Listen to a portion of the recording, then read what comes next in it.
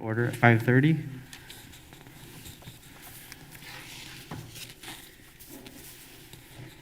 One A, consideration and possible action to declare emergency circumstances and findings, Government Code 54953E1.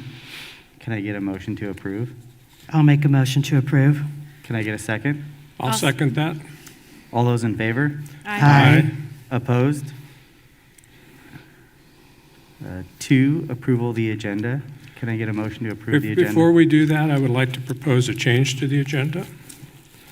I would like to propose taking number 6, public comment, and moving that to after 12B, the superintendent's report. Move 6. Move 6 to 12C.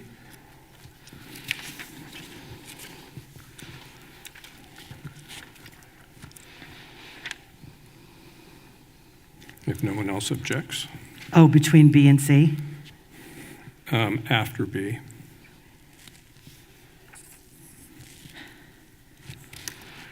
And is this ongoing or Just for tonight. just for tonight? Okay. I don't think we should do that. I'm sorry, I can't hear you. Oh, sorry. I don't think we should do that. Okay. I think we need to give the public notice before we change what time they talk at. And if we follow our board policy, we need to just limit it to 20 minutes. So I make a motion that we limit public comment to 20 minutes. Well, it's our policy to limit board policy to Yep. to 20 minutes, and we haven't been enforcing it. Right? So we need to enforce our policy, or if we're going to go over the 20 minutes, to extend that. And so I made the motion, and if we have a second for that, then we can vote on it. If not, we can. So I made the motion. Is there a second? To move. If there's no second, then we can't do it. I'll make a second. Okay. And Joe, you need to call for the vote. All those in favor? Aye. Opposed? Nay. Opposed? Okay, then it stays where it is. And also, regardless, if it goes to 20 minutes, we still need to vote to keep going, correct? So Right. we'll do that. If you want to exceed 20 minutes.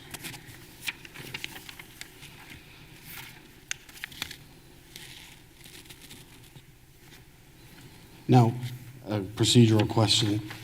Can we, as part of 12A, could that be part of putting that to the future, or you just wanted it for this session only? I can't hear you, I'm I sorry. know I Did can't you- hear did you It's you- either. just for tonight. Oh, okay, just for tonight. Yeah. Okay. So 3, Well, we haven't approved the agenda, okay, sorry. so we need a motion Yeah, to can I get approve the a- agenda. Motion to approve the agenda. I'll make a motion to approve the agenda.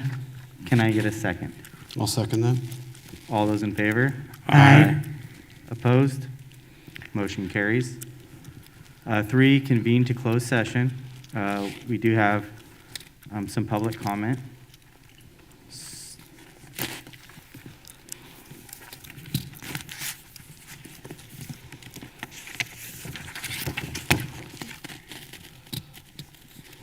So I'm going to read our policy on public comment for items on the agenda. Please note that the meeting is recorded and live streamed at www.crpusd.org.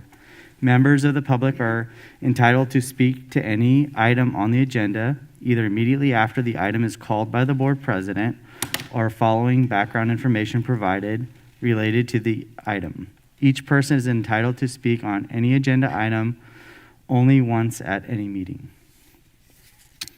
The first person is Lisa Ballman.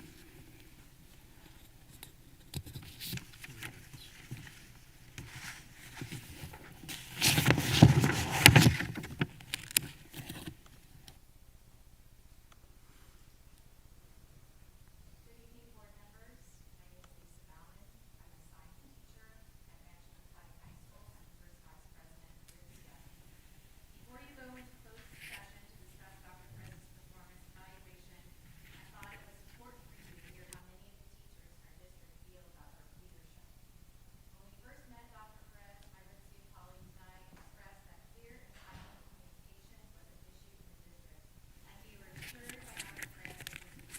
Lisa, I don't think your mic is on. I didn't think it was either, but I wasn't sure. Okay. Do you mind if I start over? I'll wait. Can we start the timer? Thank you. Good evening. My name is Lisa Bauman. I'm a science teacher at Rancho Cotati High School and the first vice president of RIPSIA.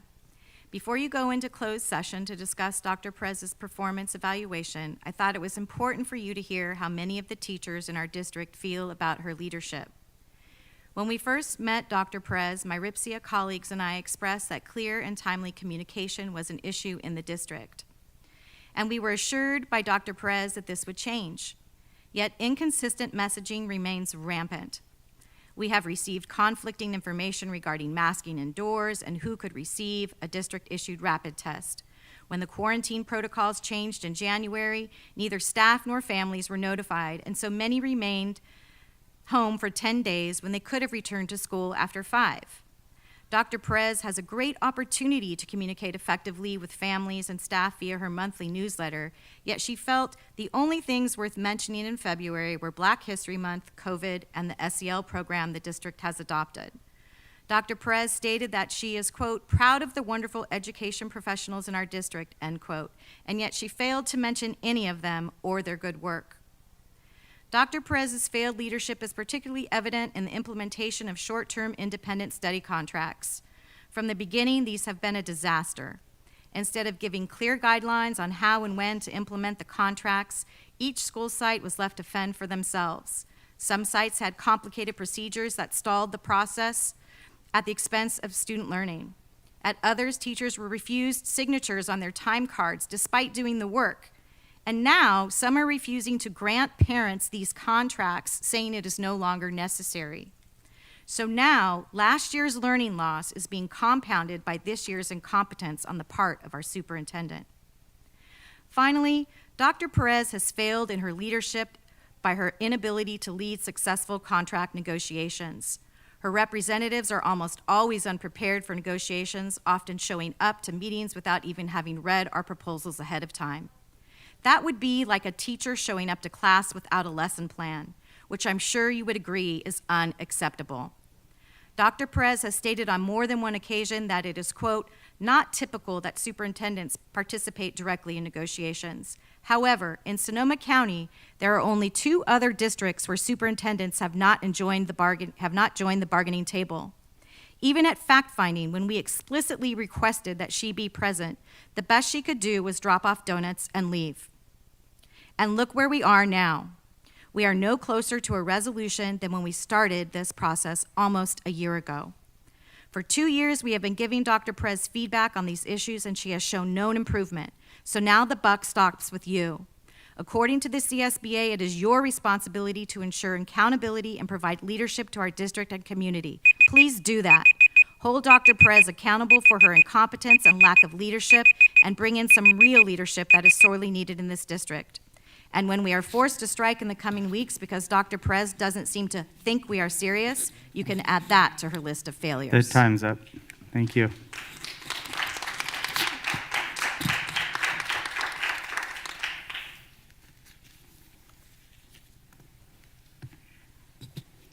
Next up, Anna Lehman.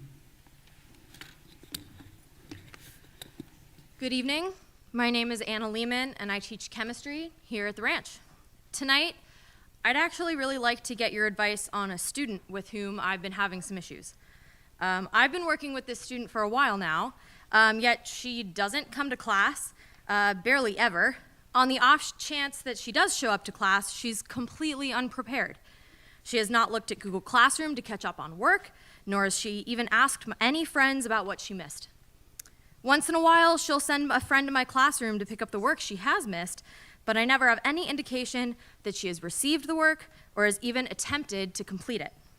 When I email this student, it takes her weeks to respond. Now, you may be thinking that this student is lost cause. Clearly, she's not taking school nor her education seriously. How can I possibly help her? Well, this student is fictional. but her behavior is the same as Dr. Perez's. Dr. Perez, who does not come to bargaining or negotiation meetings, Dr. Perez, whose team is not prepared for negotiation meetings, Dr. Perez, who does not respond to RIPSIA updates for weeks at a time, Dr. Perez, who seems completely out of touch to the goings-on at our school sites, Dr. Perez, who does not respect nor recognize our hard work. So how can we all work effectively, teach effectively, support our students effectively if we are not being led effectively? Board members, you are responsible for Dr. Perez's actions. You need to communicate to her that her actions are unacceptable. I wouldn't pass a student who didn't attend my class and couldn't communicate effectively. And I certainly wouldn't pay her the second highest superintendent salary in the county. How can you? Thank you.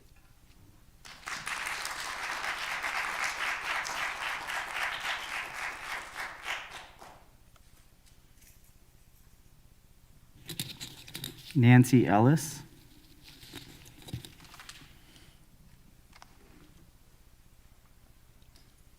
Hello, my name is Nancy Ellis, and I am a teacher at Rancho Cotati High School. The world is experiencing rapid changes. Social and environmental demands are affecting the educational process and are demanding that educational institutions be more dynamic. This has been especially true in the last few years in Sonoma County.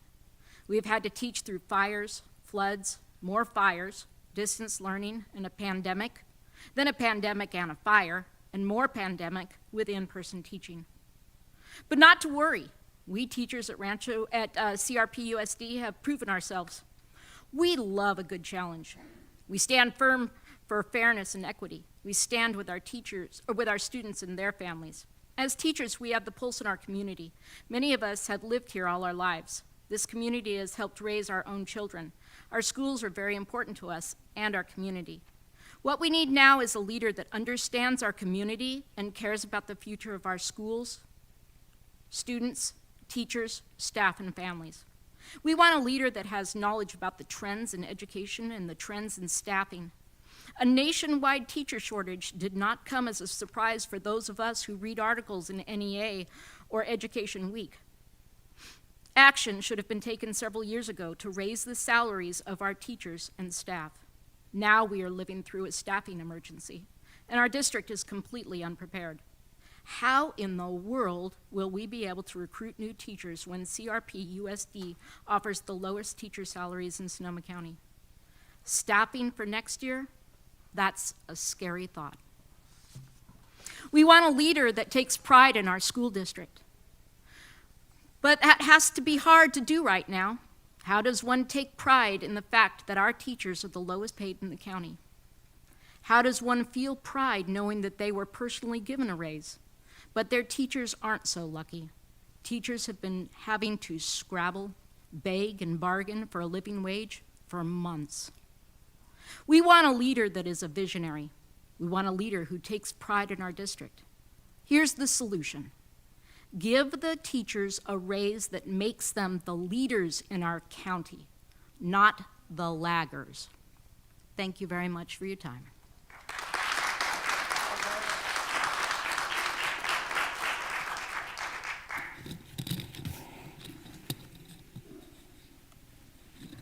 We're to convene to closed session.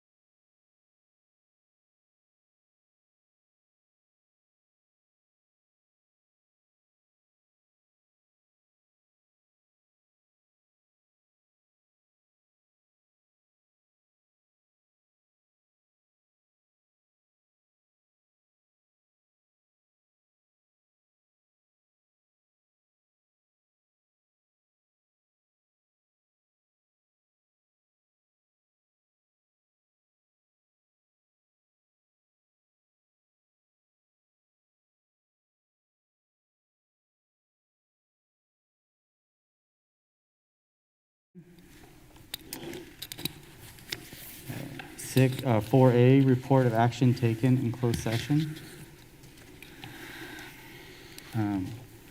We need a roll call vote on case number 202106 SD. Trustee Brown? Yes. Trustee Chimino? Yes. Trustee Gillis? Yes. Trustee Nelson? Yes. Trustee Wing? Yes.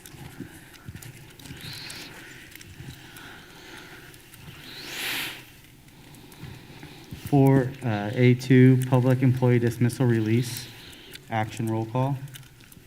Trustee Brown? Yes. Trustee Chimino? Yes. Trustee Gillis? Yes. Trustee Nelson? Yes. Trustee Wing? Yes. And for A3, public employee sabbatical leave request, action roll call.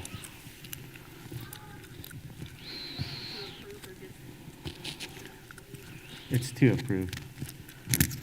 Trustee Brown? No. Trustee Chimino? No. Trustee Gillis? No.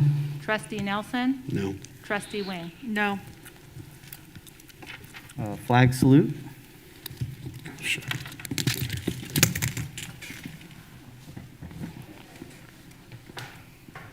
I pledge allegiance to the flag of the United States of America and to the republic for which it stands, one nation, under God, indivisible, with liberty and justice for all.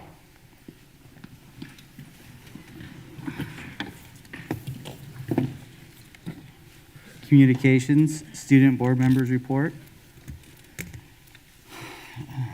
Natalie?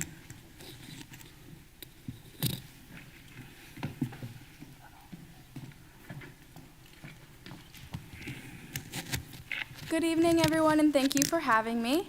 This month at Tech High has been quite eventful as we started off with our book drive hosted by Book Club. They were able to collect 132 books during the weeks of January 10th and 17th and donated them all to a local library. Our coat drive, which started on January 31st, has been a success, with all of the coats being donated to Redwood Gospel Mission through One Warm Coat. The winning class will be rewarded with a pizza party, and we'll be announcing winners this week. Last Monday was the first day of National School Counselors Week, and we were so excited to show appreciation towards our amazing counselor, Ms. Juarez. ASB put together a video thanking her for her specific instances where she positively affected us, and our recognition committee put together a basket with candy, self-care items, and a big poster to show her just how much we appreciate her hard work. Our school-wide Signs of Suicide, or SOS, presentation was given to all students who wished to participate on Thursday, 2/10. The school was separated into 2 groups per grade level and were shown videos which preceded a thorough discussion regarding signs of suicide. My friends and I found this very impactful as we were able to have a conversation about what we had learned, and it was a reminder to check in on one another. I'm so glad we were able to take the time to focus on something so important. On February 12th, 30 THS students volunteered at the annual Roanoke Park Chamber of Commerce crab feed.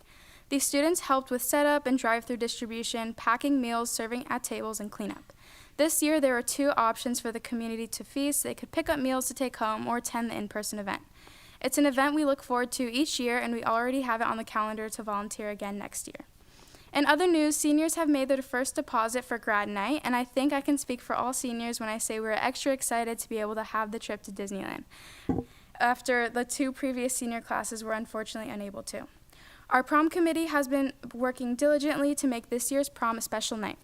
Prom will take place at Flying Cloud Farms on April 9th, with our big theme being A Night in Rome, although our committee is still fine-tuning the details. For the past couple of weeks, ASB sold Valentine bears to the student body for purchase. We were able to sell all 48 bears and are planning on offering various options throughout the rest of the year because people love them so much. Watch out for THS bears with potential graduation customization. We plan to donate a percentage of the proceeds from all bears to a suicide prevention organization. This month is Random Acts of Kindness Month, so ASB has been putting up kindness dares every day throughout the whole month. Some examples are make someone smile, hold the door open for someone, and so much more. Because this week is specifically Kindness Week, ASB will be putting out activities and arts and crafts for the students to partake in. Blood drive signups start with our second blood drive of the year being held on March 1st, and we are working with Vitalent to provide the opportunity to donate blood to all who are eligible. ASB has plans to implement a Ribbon Week starting March 14th through the 18th.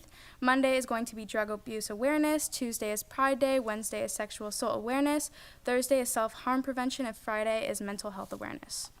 Lastly, ASB is revamping ASB elections with different positions and systems as we plan to host an election convention this year for next year's student government. We are excited to offer a new opportunity to include members from our school in the process and build our THS culture. We are in the beginning stages of planning, but we are excited to see what our applicants bring to the convention process. That is it for this month's report. Thank you for your time.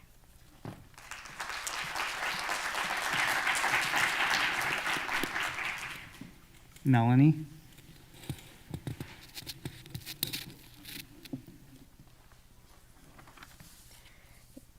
Hello, everyone. Thank you for having me here this evening.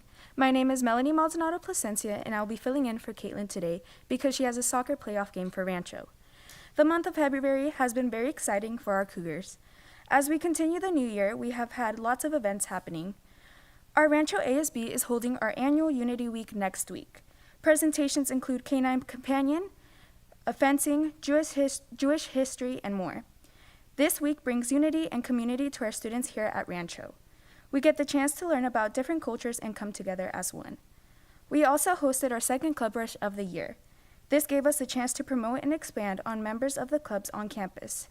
Some of our clubs include GSA, CSF, Peer Helping, Drama Club, EdCorps, as well as others.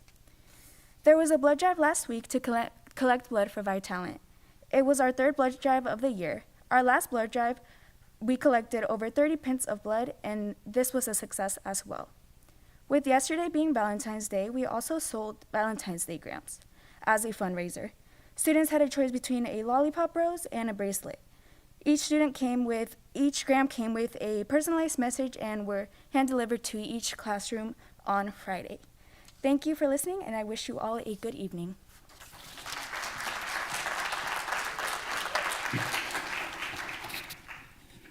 Ripsia report?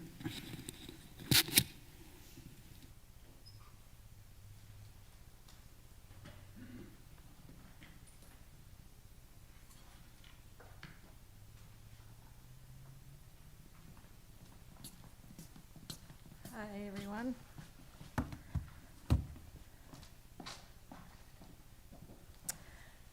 Good evening, Board of Trustees, President Brown, trustees, let me start again.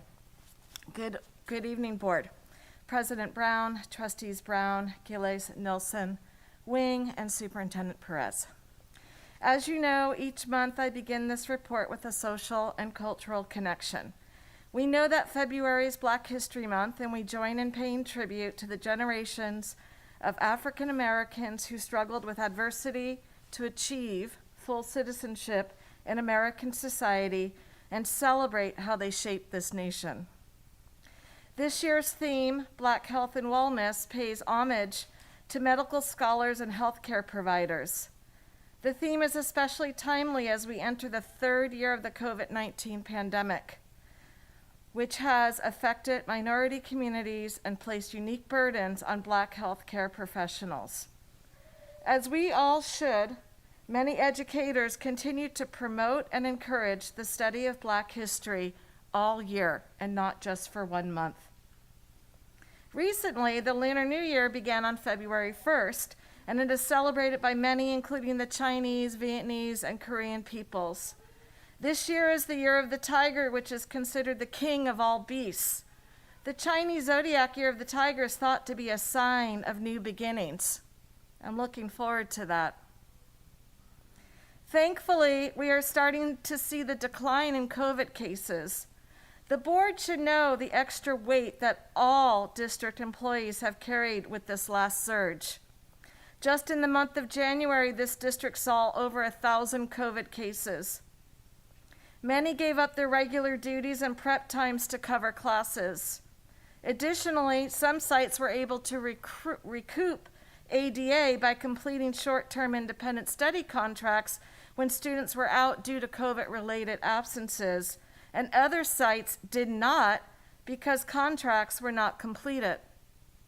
Compiling feedback from a variety of sites, I believe if there was consistent communication and implementation amongst all sites of this system, more ADA would have been collected. It should be noted the hours that office staff, counselors, and teachers put into mitigating this difficult situation. Although we know this report will focus on our current labor dispute with the district, I do need to applaud and recognize all of the educators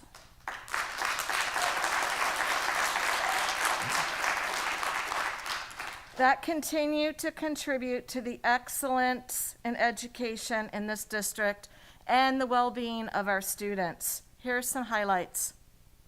At our elementary sites, our TK and kindergartners had lots of fun celebrating the milestone of 100 days of school. At Richard Crane, first graders are working in collaboration with Rancho Cotati's fashion design and construction classes. The first graders are drawing monsters, and the high school fashion design students are sewing them.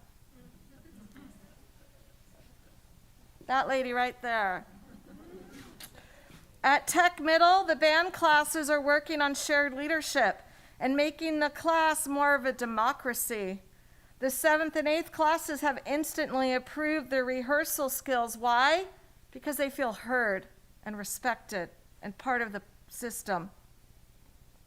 At Tech High School, Mr. Weaver's classes are working on the Project Lead the Way principles in his engineering class. Currently, students are working on the concept of machine control in regards to robotics.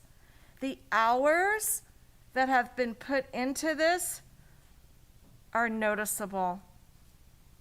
At Rancho Cotati High School, students finished their first semester on the 4x4 and are starting on a whole new set of classes for the spring semester. Also note that many Rancho teachers voiced concern over the insinuation that not enough was done to intervene to prevent students from not graduating last year. Intervention included teachers providing and offering help in multiple ways in a consistent way. Phone calls were made and meetings initiated from counselors. Admin held meetings with families. There were home visits conducted by Angie Scardina and our RP community school officer. Members want you to know intervention was done. At El Camino High School, the staff started the WASC process to become accredited again. And we opened the new semester with the archetype of the hero's journey to show our students that they too are heroes for turning their lives around and working on missing credits to graduate. Finally, we need to applaud the career and college counselor, Ms. Hazelwood, who provided SRJC Jumpstart workshops, college virtual visits, access to trades and career workshops, CSUUC and private college application workshops, and pertinent financial aid information. The work of our educators is monumental. It's essential. It changes lives. Now, this report will focus on our current labor dispute with the district. On with the puppet show. For some time, we have asked the Board of Trustees to create a vision for this district. One where educators are prioritized in the budget so that students can have the very best educators working with them. I am still puzzled that the policy-making body that governs this school district and charged with providing a quality educational program for students is so inactive in developing, executing, and communicating such a vision. And as a result of your vision, or lack of vision, and inaction, we're on the verge of a strike. There is a constant mention that RIPSIA has not bargained in good faith. So I'm left to repeat myself. Where is the leadership? Where is Dr. Perez or any other board member in the bargaining process? Let me submit this for public record. Be reminded that RIPSIA has repeated this information over and over again, and if you're not tired, you will be. RIPSIA's focus is on Article 15, We started with the ask for a multi-year wage increase of a 7%, a 6, and a 6. Why? To retain and attract the very best for our students. We have our students at the center of what we do. Here's a reminder of the history of these last 10 months. April, Ripsia Sunshine. June, Dr. Perez and the district team could not provide an offer because they simply needed more time. End of June, district adopts a budget without planning for teachers' raises. August, district offers a 1-year 1.5. September, district offers a 2% wage increase on the one-time 2,000 bonus, the reduction of emergency days down to 2 days, the inclusion of district committee hours, which we love. September 21st, just a few days later, the superintendent gets a 2% increase on top of a large salary, retroactive to July 1st. Note it, you are a unified school district. I get you should get paid a bit more. October 21, mediation fails. January 22, fact-finding hearing. Dr. Perez made an appearance for intro, snuck out before presentations. Presentations were done by 5. No offer came until 11 p.m. There was a revised last and best final offer, which was non-confidential, so you can communicate all that. And then the Article 15, which was our 3% plus the 2 off schedule, the 3% and the 1%, which is 7%, not 9.9.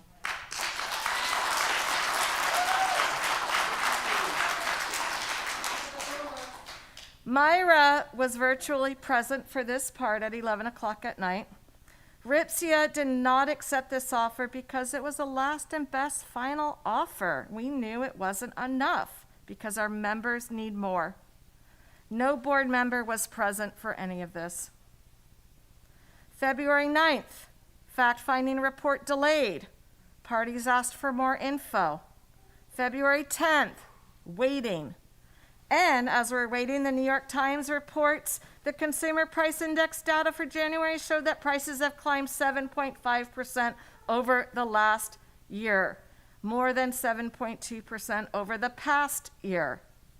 We then received notification that the report will be published for public record on Friday, February 25th, 10 days from now.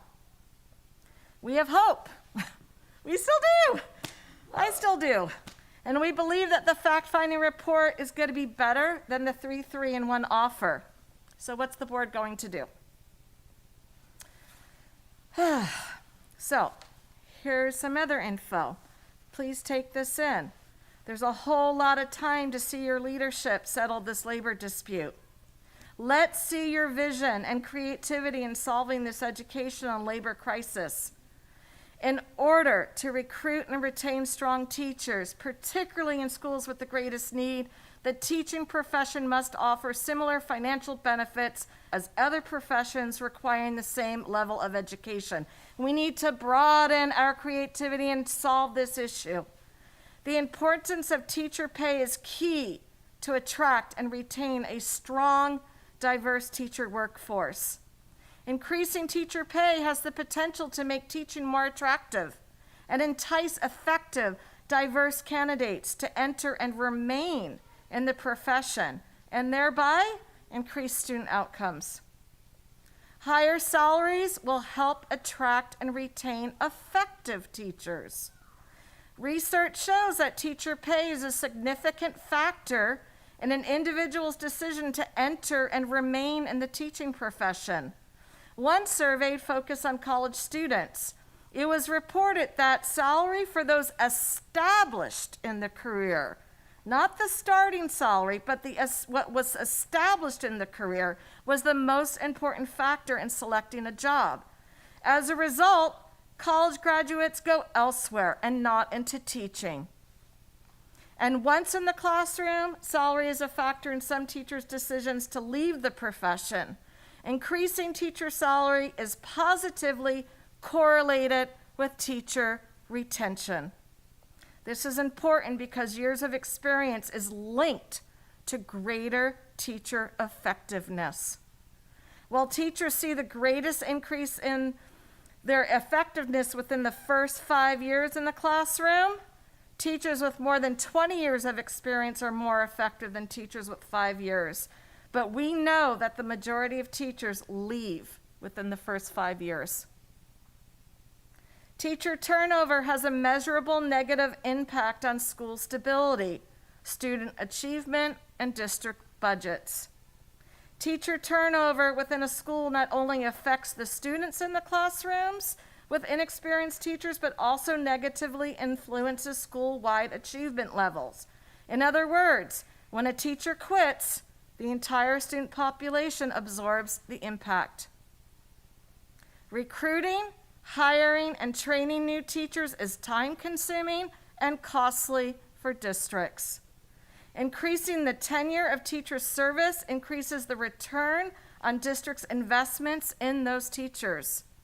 Finding solutions to reduce turnover should be the focus. These solutions are going to pay for themselves because what they're going to do is free up dollars from new hiring efforts. Increases in teacher pay not only reduce teacher turnover, but these higher salaries also influence the quality of a district's applicant pool. A recent study at San Francisco Unified found that an increase in pay can increase a school's attractiveness in a local labor market, and by doing so, increase the size and the quality of the applicant pool. It is therefore reasonable to think that a long-term investment would have a long-term impact. Higher salaries will help diversify the teacher workforce. Research shows that earning potential influences the diversity of the teaching profession, and teachers of color contribute to increased student performance.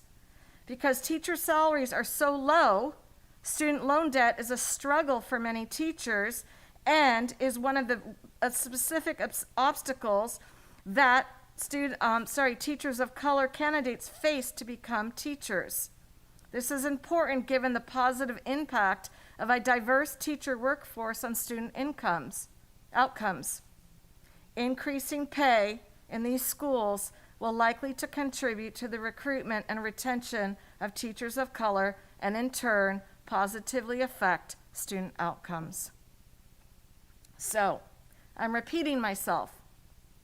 A different approach is needed to meaningfully improve this teaching profession and student outcomes. We need leadership that sees this. In summary, increased pay is associated with improved teacher retention, gains in student performance, a larger percentage of high-achieving college students taking courses in education, an increased likelihood of hiring teachers who earn top scores and will want to stay in this profession. It was recently communicated by the superintendent and the president of the board that teachers have been heard. No, they have not. Not by any means. Again, we know that the fact-finding report will be better than a 331. So, what is the board going to do? Will you show your leadership? Will the board have the creative know-how and the courage to honor those that work the closest to their students and do what needs to be done, reallocate the funding and find it in the budget to keep these amazing educators for our best students, all of our students? Thank you.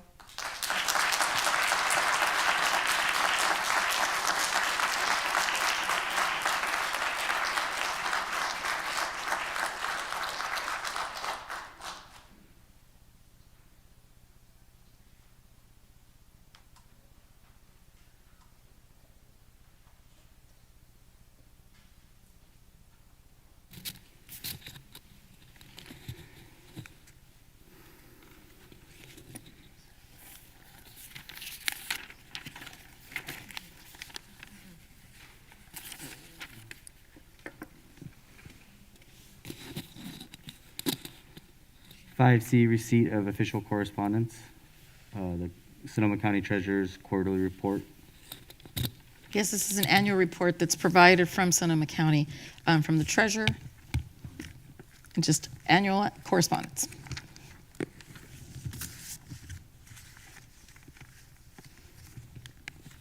And then letter for SCO, first interim positive certification.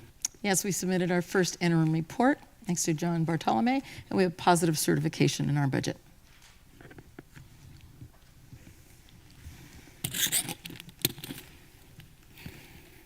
Six, public comment for items not on the agenda.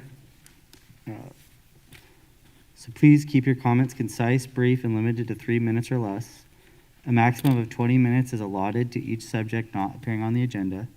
If there are more speakers than time allotted, they're each offered opportunity to speak for an equal duration up to 20 minutes. The Brown Act restricts the board from considering any items not appearing on the posted agenda. So I believe there's 8 comments. So you guys can split up the time between 20 minutes or go till you run out to 20, but you guys can decide that.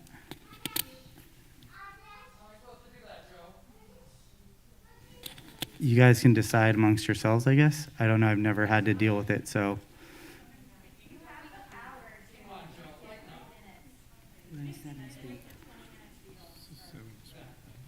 And 8 times 3 is 24. I think 5 extra minutes is going to be very little skin off our face. Yeah, we can do that, and then, but what happens is people bring up comments while we're going, so then it keeps adding, so I'll keep it to the 8 that are up here currently.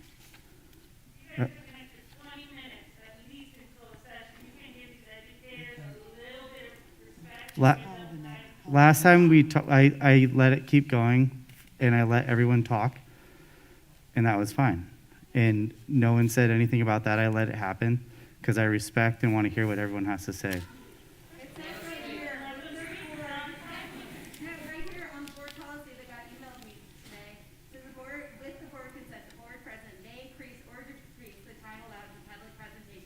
Depending on the topic and the number of persons wishing to be heard. The president may take a poll of speakers for or against a partial issue and may ask the additional person speak only if they have something new to add. There took 30 seconds off of mine because I was going to point that out, but it's up to you. So we'll start with Mandy Hilliard.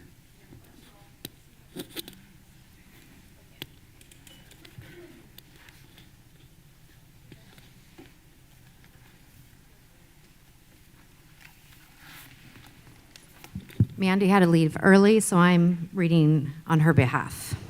Hello, my name is Mandy Hilliard, and I teach kindergarten at Evergreen. I want to talk about a comment I read in a recent article that stated the district would love to give us a raise, but not on the backs of children.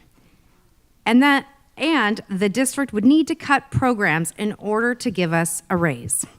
First of all, I need to say, how dare you? How dare you imply that I'm trying to take anything from my students? I, along with every other teacher, have given our love, attention, time, money, and money to our students every single day. When the district has continuously taken away, it is us that have stepped up to fill in the gaps on our own. Second, I must ask, what programs? I don't doubt that we are spending lots of money on lots of programs, but how many of those programs are helping me and my students in the classroom? I can tell you, not many. If I sit and try to think of the programs that my students directly benefit from on a daily basis, it's a very short list. I am their program. In my 18 years of teaching in this district, I have seen board members, superintendents, and principals come and go. In those 18 years, lots and lots of programs have come and gone. What has stayed consistently is the dedicated teachers in this district. What's stayed the same is the people actually teaching those programs.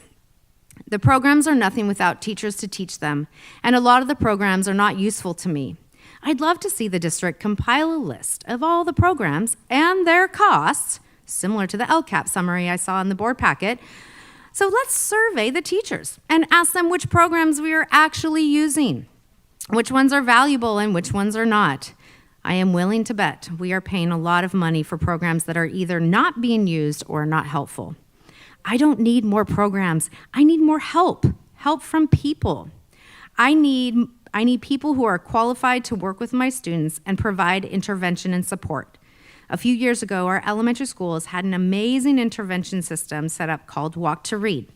Every single student was assessed every 6 weeks and placed in an appropriate intervention group. This is no longer happening. I have 26 students at various levels, and none are receiving any intervention or support outside of speech.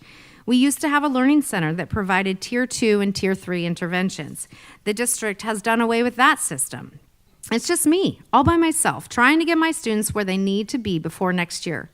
Our schools have received unprecedented amounts of funding this year due to COVID. Some of this funding is supposed to be used to get our students caught up and mitigate learning loss. Why? If we have more money than ever before, am I receiving less support than ever before? Our system is broken and we need to fix it. Please, before you approve any more spending or programs, come talk to us and see for yourselves what we need. Come to my classroom, talk to us about what is working and what we need. Don't just look at the PowerPoints and listen to the presentations. Finally, I want to talk about the emergency resolution you will be discussing later in the meeting. I understand the districts need to plan for a potential strike. Time is up. But I have to say, the language sounds very threatening. I read things like initiation of dismissal procedures, loss of salary and benefits, I'm almost done, or such disciplinary action as may be deemed appropriate. Well, nothing says we value our teachers like threatening them for just asking them to be able to pay their rent.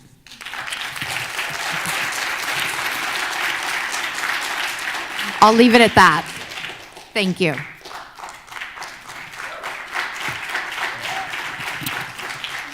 Jim Gregoretti.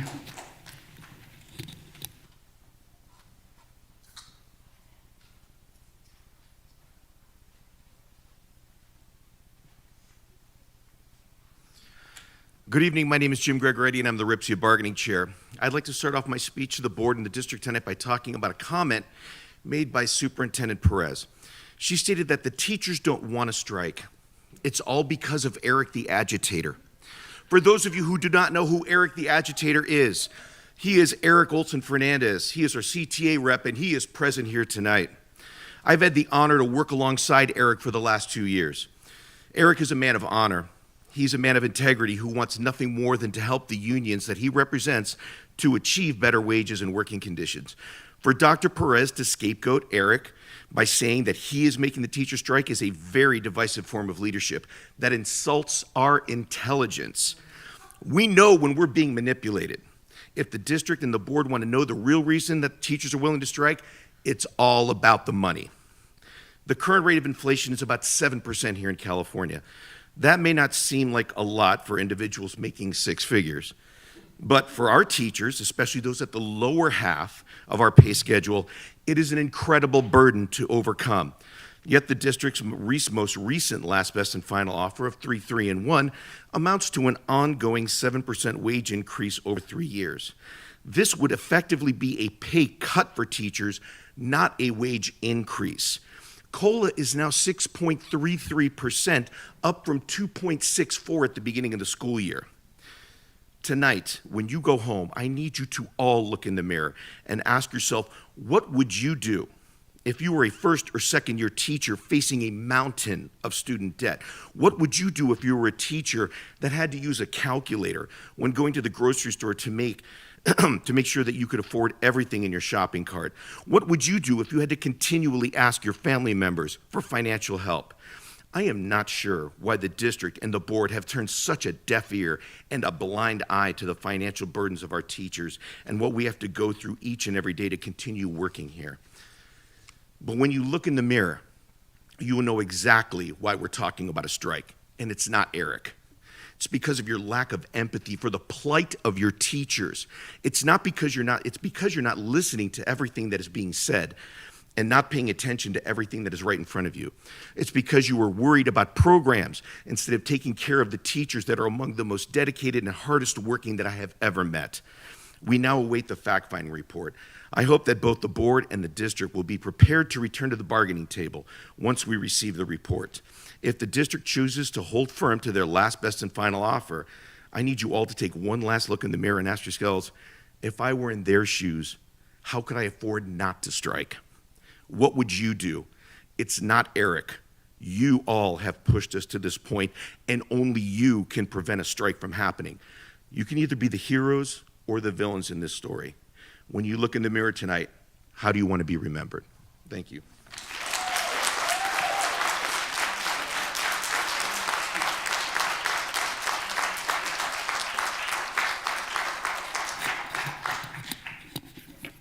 Tanisha Burnell.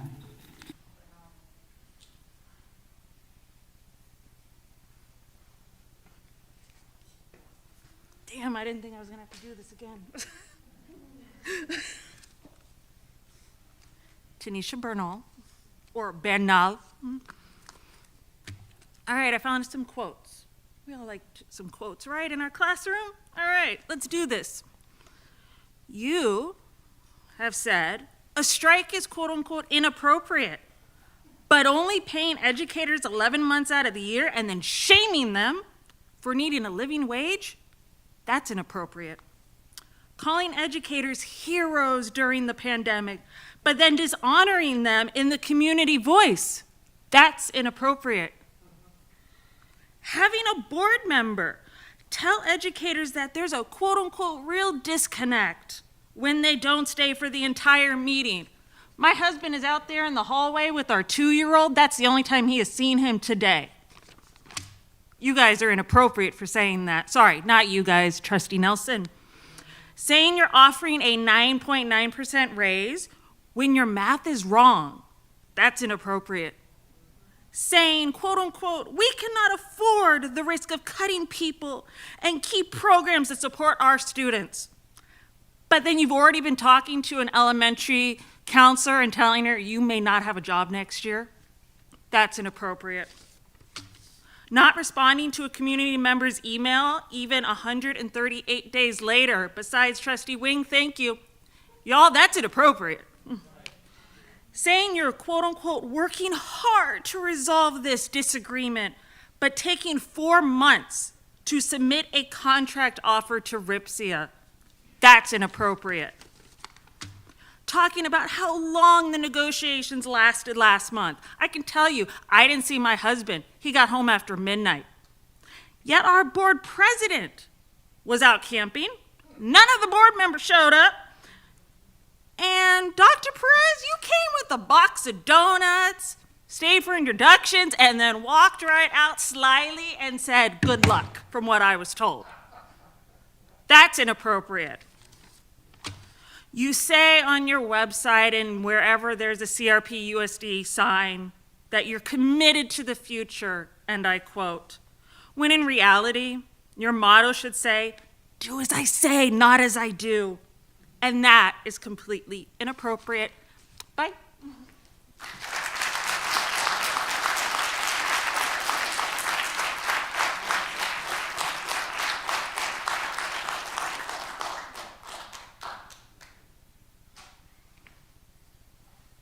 Joaquin Bernal. Let me go get my husband, since he has to watch our 2-year-old right now. Bernal!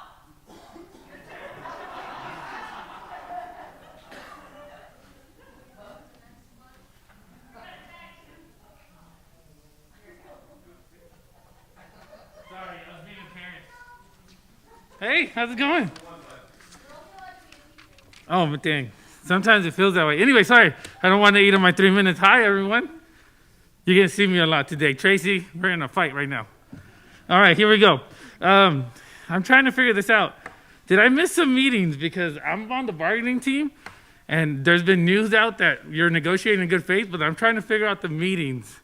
My good friend Shayla Pace, who I taught 2 of her lovely children, nothing against the third, but I didn't have them. I didn't get that chance. Come on now, not to be mean. But she let me know that there's been negotiations in good faith. But then I started asking Tracy the other day, have we actually talked about this? I'm new to the team. I started in August, so I don't have the burden that the other people do. Thank you for what you do. But those are some of my questions. By the way, I live at 7664 Wild Rose. You could come to my house. If you can't see me at school, come to my house. You're welcome. We could sit outside. We could chat. I don't bite. And if I do, I've been vaccinated, so. I'm just saying, you know, because it kind of seems crazy that people are told they have an open door policy, but yeah, I don't get that invite. I don't know if other people do here. I don't even get a response to an email sometimes. Sometimes I get emails that I don't think pertain to me, and it's like, why am I seeing this? But anyways, that's just from here, just to let the public know. And like, I think, and I look over at Denise, and I look at Tracy, and I'm looking at Jim's head, and I go, man, Jim, we sat in that room for 14 hours. Thank you, Mark Nelson, because you called us out about not being here last meeting. I was not here, and you gave me the power to keep going. Okay, so just know. And of course, the 318 members we serve, because it's not just about us. It's about the members we go back to and ask us and text us when you guys send some letter to a parent, and they go, hey, what is this, Joaquin? What is your thoughts on this? And it's like, I can't even read this letter because it's going to make me go nuts. But anyways, you'll hear more from me later. I'll give the floor to other people because I know we're on 20 minutes. Thank you.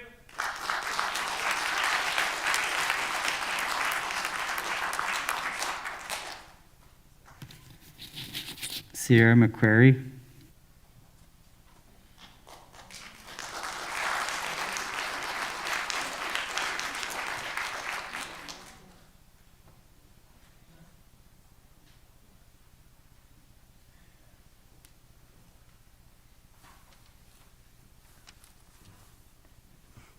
Thank you, trustees. I'm Sierra McCreary, a student. You may remember me from a month ago when I stood up at the same podium in support of my teachers. But I don't know that you heard me the first time, so now I want you to really listen. I don't, sorry. You got this.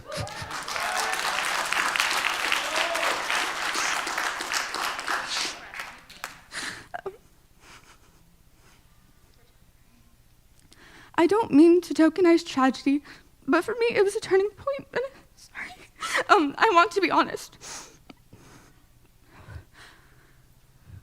Earlier this school year, we lost a classmate. I'm sorry. Okay.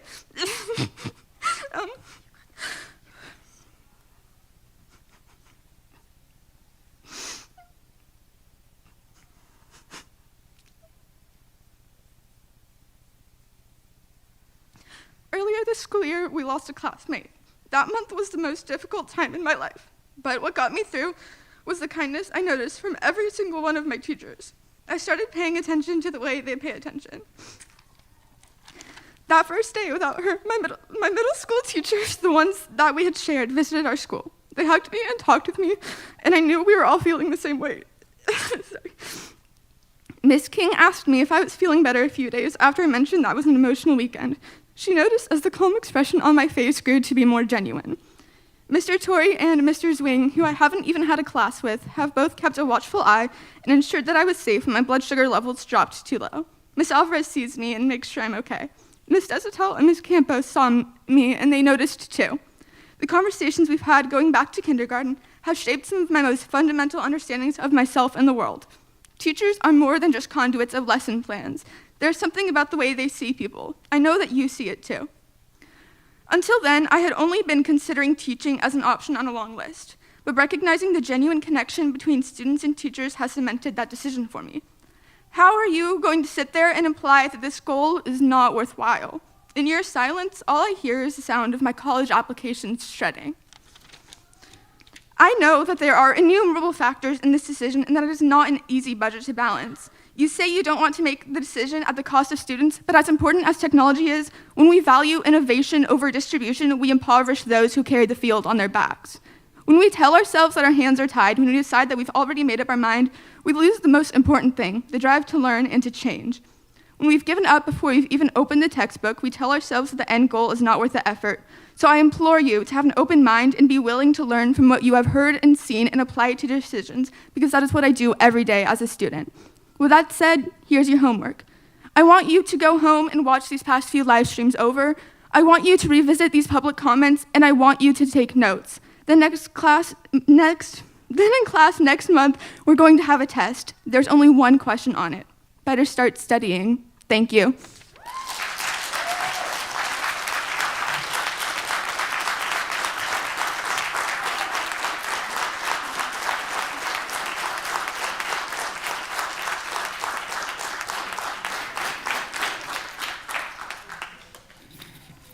Emily King.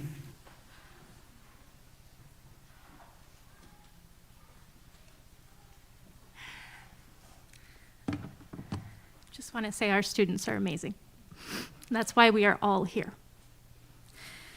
Good evening. My name is Emily King. This is my daughter, Lillian. Hi. She goes to Evergreen. I teach English and history at Tech High, and I'm currently the second vice president of RIPSIA.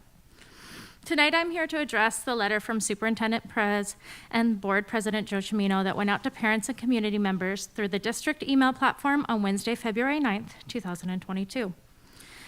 While the district certainly has a right to update parents, I was disappointed in the number of inaccuracies and innuendos peppered throughout the letter. Board President Cimino, I was highly disappointed that you, a member of the International Brotherhood of Electrical Workers, IBEW, Local 551, would attach your name to this letter and actively participate in trying to discredit the legally protected rights of our members and portray us in such a negative light. When you and I met for lunch with Eric Olson-Fernandez, our CTA UNISERV staff member in December, I'd hoped that you would listen to our concerns as you asked pertinent questions, and we provided data directly from the district's public records. Unfortunately, we did not hear from you, nor did you show up to the fact-finding hearing. In fact, none of the Board of Trustees showed up. I do not understand this. The February 9th letter mentioned a possible strike. I want to assure the community and our trustees that our goal is to avert a strike. The voter email that we sent, the picketing, the signs may feel uncomfortable because they indicate a crisis, and we are in crisis. But these actions are peaceful solutions to inequity. MLK, Martin Luther King Jr., said, "True peace is not the mere absence of tension, it is the presence of justice. While tension might make us uneasy, it is through conflict that change happens." The February 9th letter goes on to say it is our employees' privilege to share their voices in signs and demonstrate. We do hope that they will keep these discussions away from the classroom. It is not only a privilege, but it's a protected right for employees to communicate with parents and students and community members about labor disputes on school campus during non-instructional times, such as before, after school, and during lunch and on breaks. Students are at the center of everything that we do, meaning that we are committed to communicating and listening to students. Yes, these students have been through a lot, we agree, but sheltering them from the reality of the situation is short-sighted. The letter also states that a strike is inappropriate. Once again, we want to avert a strike. We do not take that step lightly. However, if necessary, a strike is peaceful and appropriate response to the lack of action and leadership shown by the district leaders and trustees. It is also teaching our students about the legal and democratic process of standing up for justice. In 1963, at the height of the civil rights movement, MLK wrote, "The ultimate measure of a man is not where he stands at times of convenience and comfort, but where he stands at times of challenge and controversy." I'd like you to consider where you are standing at this moment of controversy. Are you on the right side? I'd like to close with one more MLK quote. "The time is always right to do what is right." I hope you take the fact-finding report into consideration and do what is right to respect our educators and avert a strike. Thank you.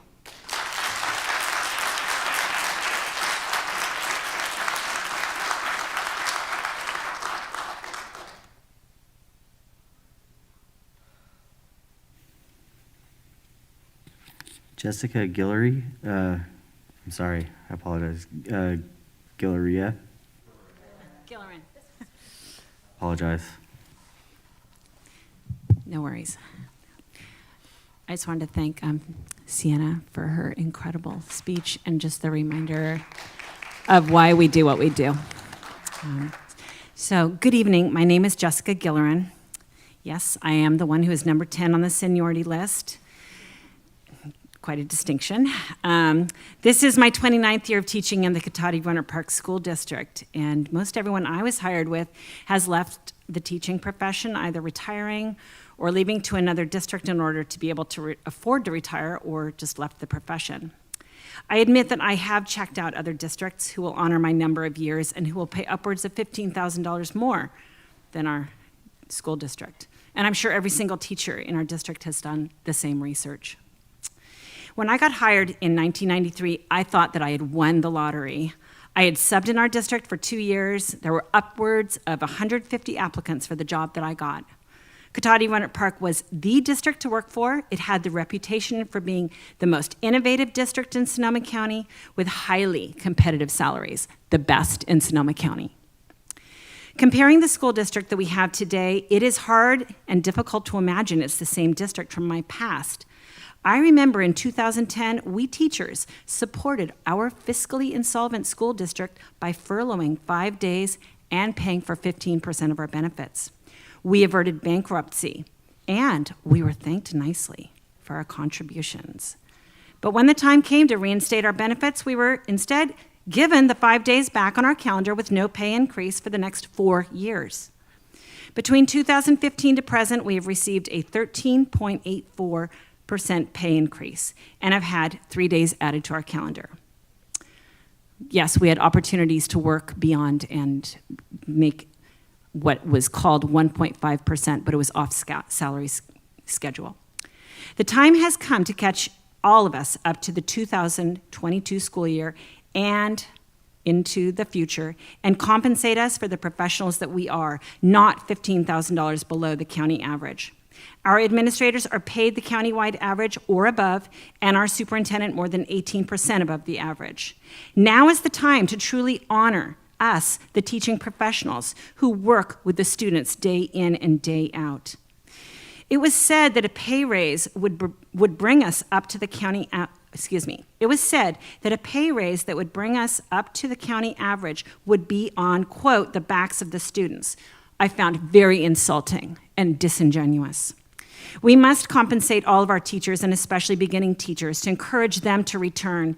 The disingenuous offer of 3%, 3%, and 1% raise is insulting when inflation was 7% in 2021. I would like to ask our board members if you would stay at a job that offered you this. I don't think so. There's a saying, be careful what you ask for, because if RIPSIA agrees to this offer, you will lose so many teachers who are trying to stay, and you will be unable to fill those positions. You should be asking us, the teachers, what can we do to help support you? What salary increase would help you stay in our district? Our answer is that a 7, 7, and a 6 would be a good start. Thank you.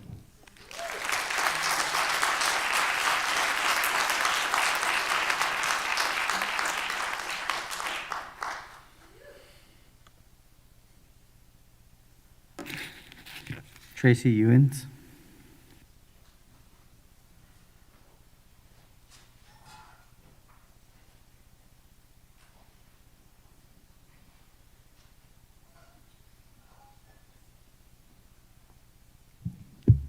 Good evening. My name's Tracy Ewens, and I apologize for my blurting out. I got a little frustrated, but I've brought myself back to baseline, and I'm in a green zone. I'm not here to ask for a raise. Well, that's really why I'm here this evening, but I'm not asking for a raise. I'm just here, learning all this board stuff. I find it, fascinating. Once I know the rules to the game, I'm like, okay, I can do this.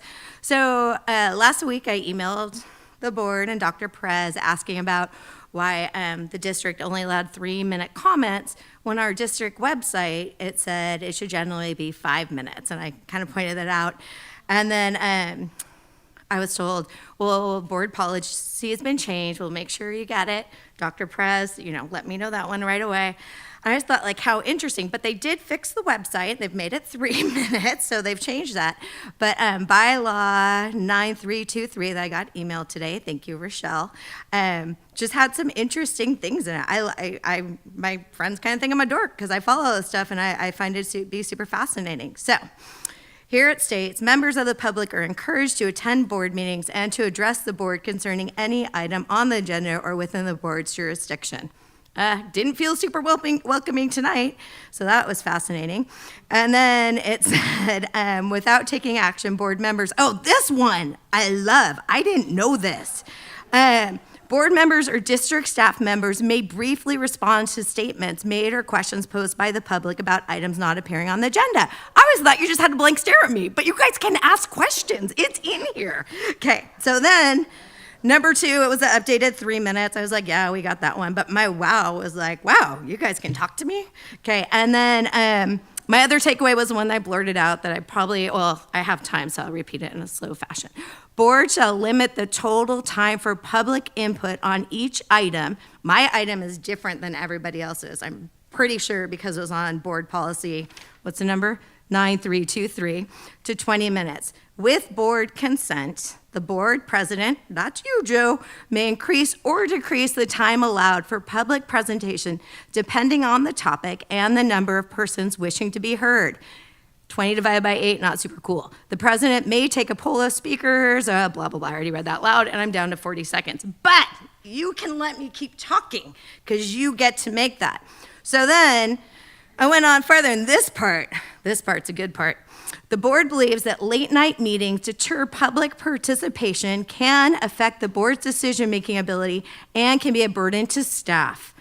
Regular board meetings shall be adjourned at 10:30 p.m. unless extended to a specific time determined by a majority of the board.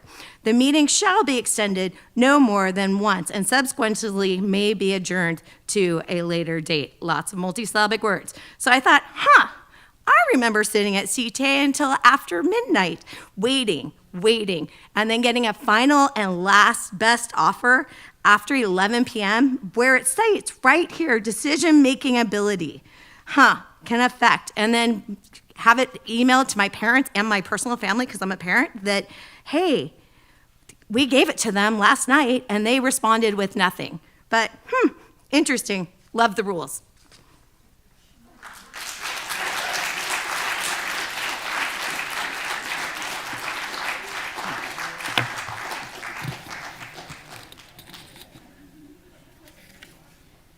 Consent agenda, public comment, Tracy Ewings.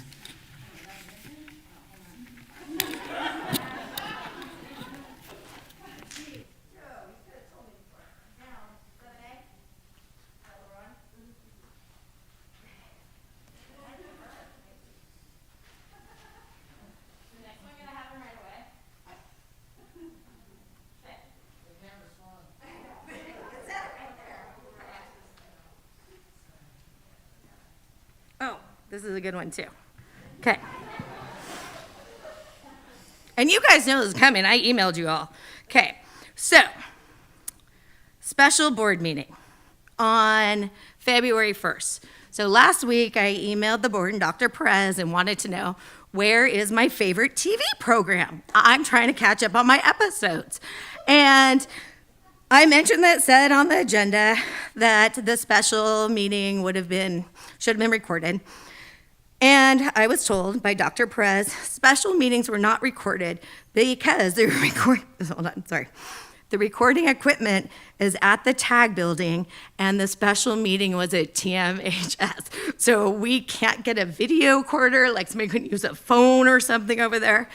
And then I was also told special meetings aren't recorded. And then I quickly went on our website, anybody that's got their computer over and go check it. 2016, special meetings recorded.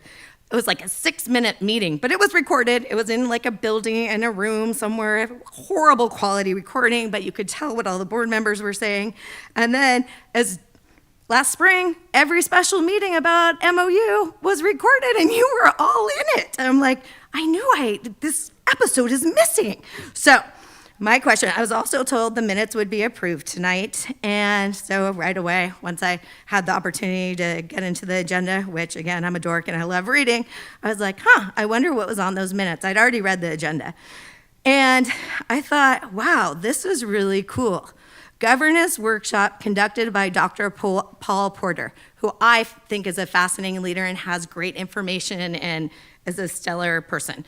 So I thought, wow, that would have been fun to watch. And it was in the the public part, not in the closed session. I get all that part of the rules.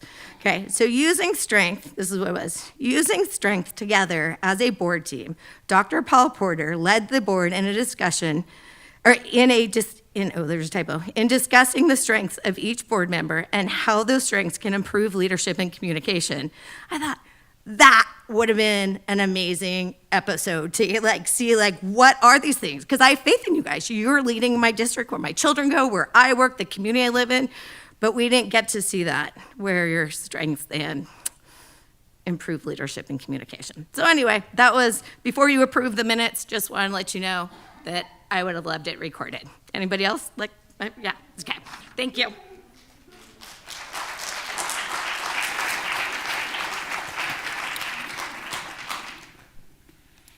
7A, approval of minutes of January 18th. And, oh, okay. Can I get approval of consent agenda items A through J? I'll make a motion to approve consent agenda items A through J. Can I get a second? I'll second that. All in favor? Aye. Opposed?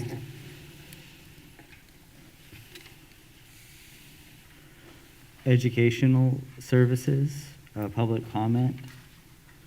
Lisa Bauman.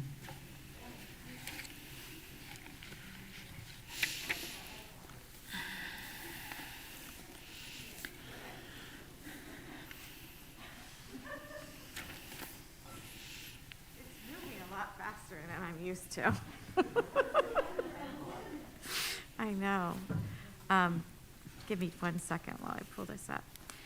So, hello, I'm Lisa Bauman, speaking up here again, and I, like Tracy, really dug into this agenda, and I took a look at the LCAP report, and I must say that as a science educator, I was a little not only disappointed, but baffled that science was only mentioned once in the entire report, and it was right above textbooks. It was at the very bottom of the list. And it talked about NGSS, and I didn't even really quite understand what was being done. I couldn't understand if we were actually adopting standards or adopting curriculum. I've been at this district for 9 years, and I have never been part of any discussion outside of my immediate colleagues about science standards. There is no district-wide concerted effort to actually adopt any standards, and the state of California adopted NGSS in 2013. That was almost 10 years ago. There has been no professional development. Anything that I know about NGSS, I have paid for myself or learned on my own time and my own dime. There is no articulation. There's no discussions between elementary and middle and high. There is no discussions about any consistency about what our lab safety standards should be, or what our notebook standards should be. We've had a few articulation meetings with the middle school here, but it's very limited, and it's difficult to have because there is no consensus within the district because we don't even have a set of adopted standards. Okay. And what I find particularly interesting that science is at the bottom of our priorities is that we do everything in science. We do reading, we do writing, we do math. Science can leverage all of those other goals that you have. We can leverage math with statistics. We can leverage ELA in argumentative and expository writing. And this is what we teach our students. They love to tell us, why are we doing math in science class? Why are we writing in science class? Because that is good science. ELA and math are clearly the focus of this district and most districts. but this district has done little to ensure that there is a district-wide effort to leverage science in either of these areas. Thank you.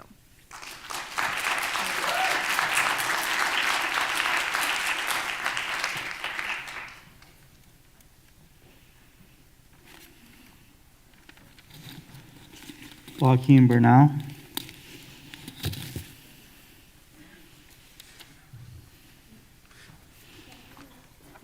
Thanks, Emily. I'm freezing. All right, here we go. I just have a few questions when it comes to LCAP, and maybe you guys can help us out. Lisa brought up the science, and as someone that has like piloted a number of things for this district, I can't even remember how many different programs I have now.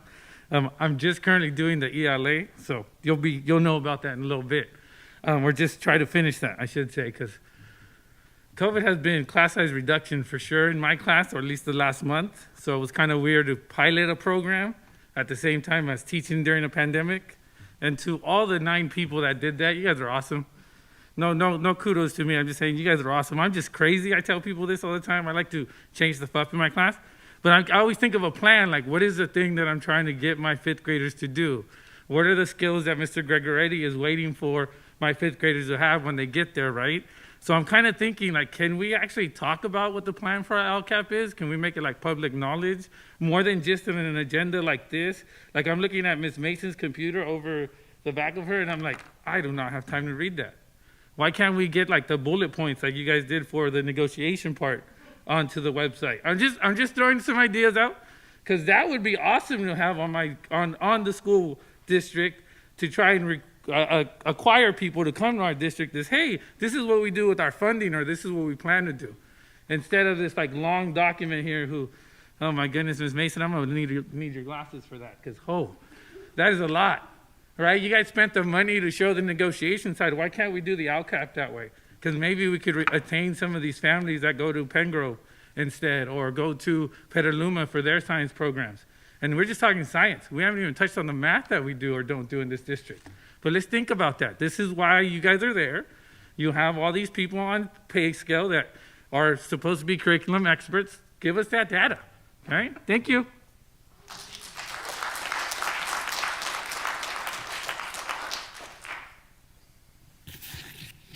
Tracy Ewens.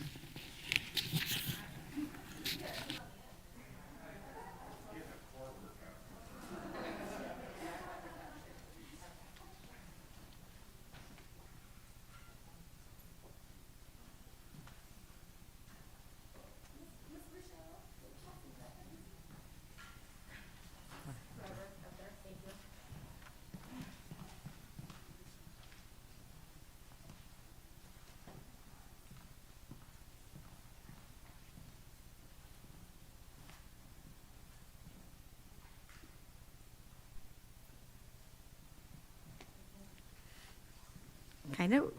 Oh, you guys got it. And yes, it does look like chicken scratch.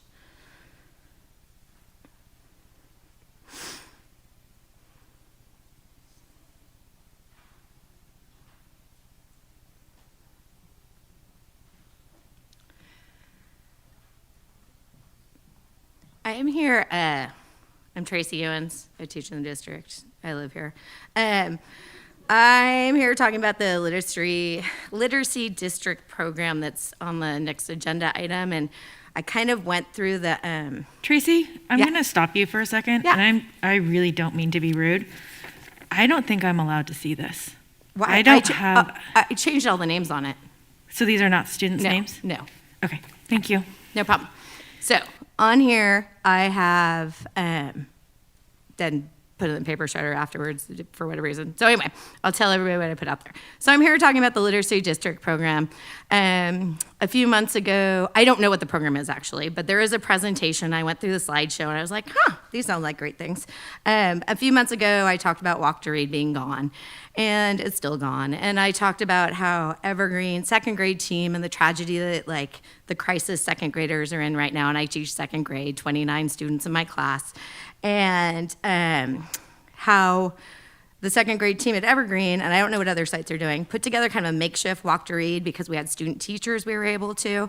And then we have SOS staff that are doing it. They've been very minimally trained in the programs that we've been trained in before. Like I spent probably an hour kind of explaining how to do them, but we've had lengthy trainings. So what I've given you is kind of just data, and I went through and changed out everybody's names on it. The teachers' names on the top, so they're still teacher names, but they're actually not teachers, they're student teachers. And so on here, this is November, and yes, it does look like chicken scratch, and this is kind of how, I just want to show you like what's really happening in the schools. So in November, when we came back after a global pandemic, we should have had all these assessments. In previous years, we would have had all these assessments done by the beginning of September, but because we had no support, it took till November to get these all aligned. And we had 18 students coming in at a kindergarten level. So if you work from left to right, on the left it says letter name sounds, CVC. Those two groups have never shown up on my second grade spreadsheet before, because my students in the whatever last 9-10 years I've done second grade have come in with those abilities. Not the kids' faults, pandemic related, totally get it. So then you slide across and you've got blends, digraphs, silent E, vowel pair, 26, and then variant vowels. They should be out of variant vowels by the time they end first grade. We have 26 in that spot, okay? So that is a big amount of kids. They're way below grade level. Yes, they were part of a pandemic. We figured this out as a second grade team. This was not guided by anybody. We knew walk to read worked and we needed to do it. So then you see the kids, by the end of second grade, they should be out of multisyllabic words. This is all phonics-based driven curriculum that we already had and for some reason has disappeared, and we're gonna have a presentation on some other curriculum that I haven't been trained on, I haven't seen or anything. So then if you go to the next page, and yes, it is chicken scratchish because this is what I had in my life today. This is January. So now we're moving, we're making growth, which is amazing. This is great. But we still have 5 in the January that we had kindergarten. We had 33 or 32, I can't remember what I wrote there, that are at first grade, and then we're moving along. So it's great that we're seeing growth, but we still have so many kids below grade level. At this point, so we're kind of trying to accelerate it. My coworkers and I, the second grade team. And so then you look at February, and these kiddos have moved along more. We have only 3 at kindergarten, which is still kind of scary, and then 31 at first grade level. These kids aren't gonna be making it to where in previous years they have landed, and they're not gonna, if you get out of second grade without reading, it's gonna be tough. Our admin's been great and has allowed us to put in time cards for any extra time after work. But in the presentation that's coming up, there's things like release time and trainings, and it's at other sites. So I'm just not, I guess, what are we doing for these 34 kids that are way below grade level at this point of the year? Because I'm working so hard to get them up to grade level and doing everything I can, along with my teammates. Now, in previous years, what we could do is if we had kids at kindergarten level or first grade level, we could mix them into a different walk to read. We could put them with a first grade walk to read, but we don't have that option right now. So I can go over this data more with you if you want. Come visit. I'm at Evergreen most of the time, and I just kind of want to share that we're making growth, but it's slow and there's not much support. Thanks. Tracy, I have one question. Tracy, I have a clarifying question, just so I make sure I totally understand. These are all second graders. They're just reading at a kindergarten or first grade level. Yeah, it's not how many kindergartens are. I don't know anybody else's data. Okay. I just purely worked off the second grade. Just wanted to make sure I was it's scary. understanding the same thing. It's a little, I haven't seen data like this before in my 24 years of teaching. We had something that worked.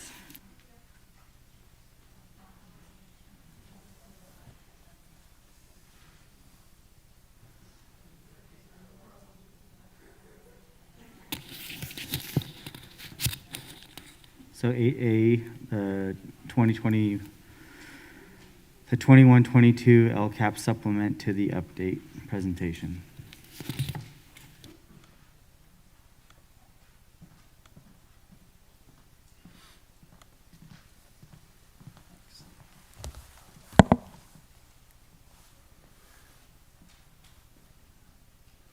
See if I can do this correctly.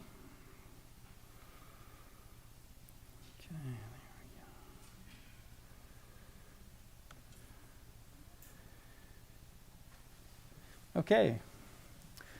Ladies and gentlemen of the board, Dr. Perez, my fellow educators and friends, my name is Matt Marshall. I'm the Director of Student Services, and tonight I will be giving you a 30,000-foot view of our mid-year LCAP update. It actually is 3 presentations woven into one. The first part of it is a supplement to the annual update, and that's a new requirement that the CDE passed down in December. The second is some metrics involving the mid-year outcome, and lastly, some expenditure and implementation data. So quickly, since this is a mid-year update, there's a lot of things that we don't know because, as an example, we don't have SBAC scores because they haven't taken the SBAC. So either the outcome is unknown, it's in progress, or it's known. And so you'll see a lot of that in this report, giving you an update on basically where things are. And similarly, at this point in the school year, some of the LCAP actions haven't started, some are in progress, and some have, actually, I don't think any have been actually completed. So to get started, goal 1 in our LCAP is to provide and support a relevant and rigorous curriculum based on the California Common Core state standards to maximize student achievement. And so thinking of that previous slide, here you can see that the vast majority of them are the implementation is in progress, so there isn't hard data yet. But as you can see, ELA supports are in progress, supplemental math curriculum are in progress, PLCs are in progress, our teachers are working together looking at data. The Virtual Learning Academy, we can't really mark it complete, even though it's up and running. We have 2 districts that are contracting with us so that they can use the VLA, but it won't be complete until the end of the year. So all of those actions are in progress. We haven't had a chance to work on gate support yet at this point in time. Next, just looking at a few performance metrics, looking at the SBAC, the baseline at 2021. We used 18-19 data because we couldn't use the data the year after, and the baseline is at 51% met or exceeded. If you look at our mid-year update, we're going to use the 2021 school year data, and that is 66.7% met. So that actually exceeds our 23-24 outcome data. So my hat's off to all of our educators who did a fantastic job in a very difficult year for our students to actually outperform the previous baseline year. In mathematics, we actually dipped a little. Went from 34 to 25, so we do have some work to go there. Textbook sufficiency, we're 100% across the board, and same with our teacher misassignment. All of our teachers are credentialed in the areas that they're teaching, which is great. Goal 2 on the LCAP is implement a broad course of study that meets all students' needs and interests and prepares them for college and career. Taking a look at where we're at, you can see that quite a few are in process. We have an AVID program that is actually growing this year. Our students are taking AP exams, and they've done very well, and we're offering AP training for our educators. Outdoor education is currently partially implemented due to COVID restrictions. We can't do what we used to do, although that might be changing soon. Looking at a couple performance metrics, our graduation rate in the 2021 school year is 92.5% district-wide. 2020-2021, it dipped slightly at 91.3. Given we were in a worldwide pandemic and distance learning, I think that number is outstanding compared to Sonoma County. And our goal in 2 years is to reach 93%. You can see some of the others. There is a little bit of missing data. It didn't transfer onto my PowerPoint, but I wanted to let the board know.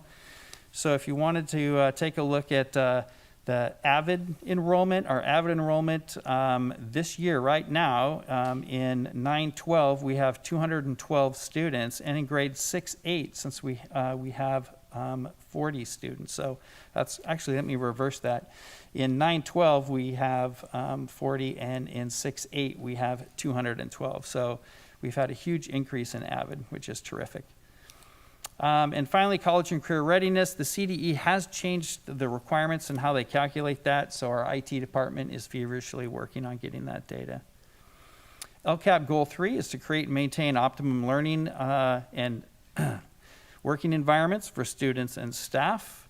So as you can see, we're in progress on the vast majority of this. As an example, in PBIS, PBIS is still happening, and we're still supporting the school lunch program. We're still using our nurses to great effect. And we have partial implementation in elementary counselors, and we are looking at hiring one soon. So hopefully that will be implementation in progress soon, or implementation in progress, pardon me.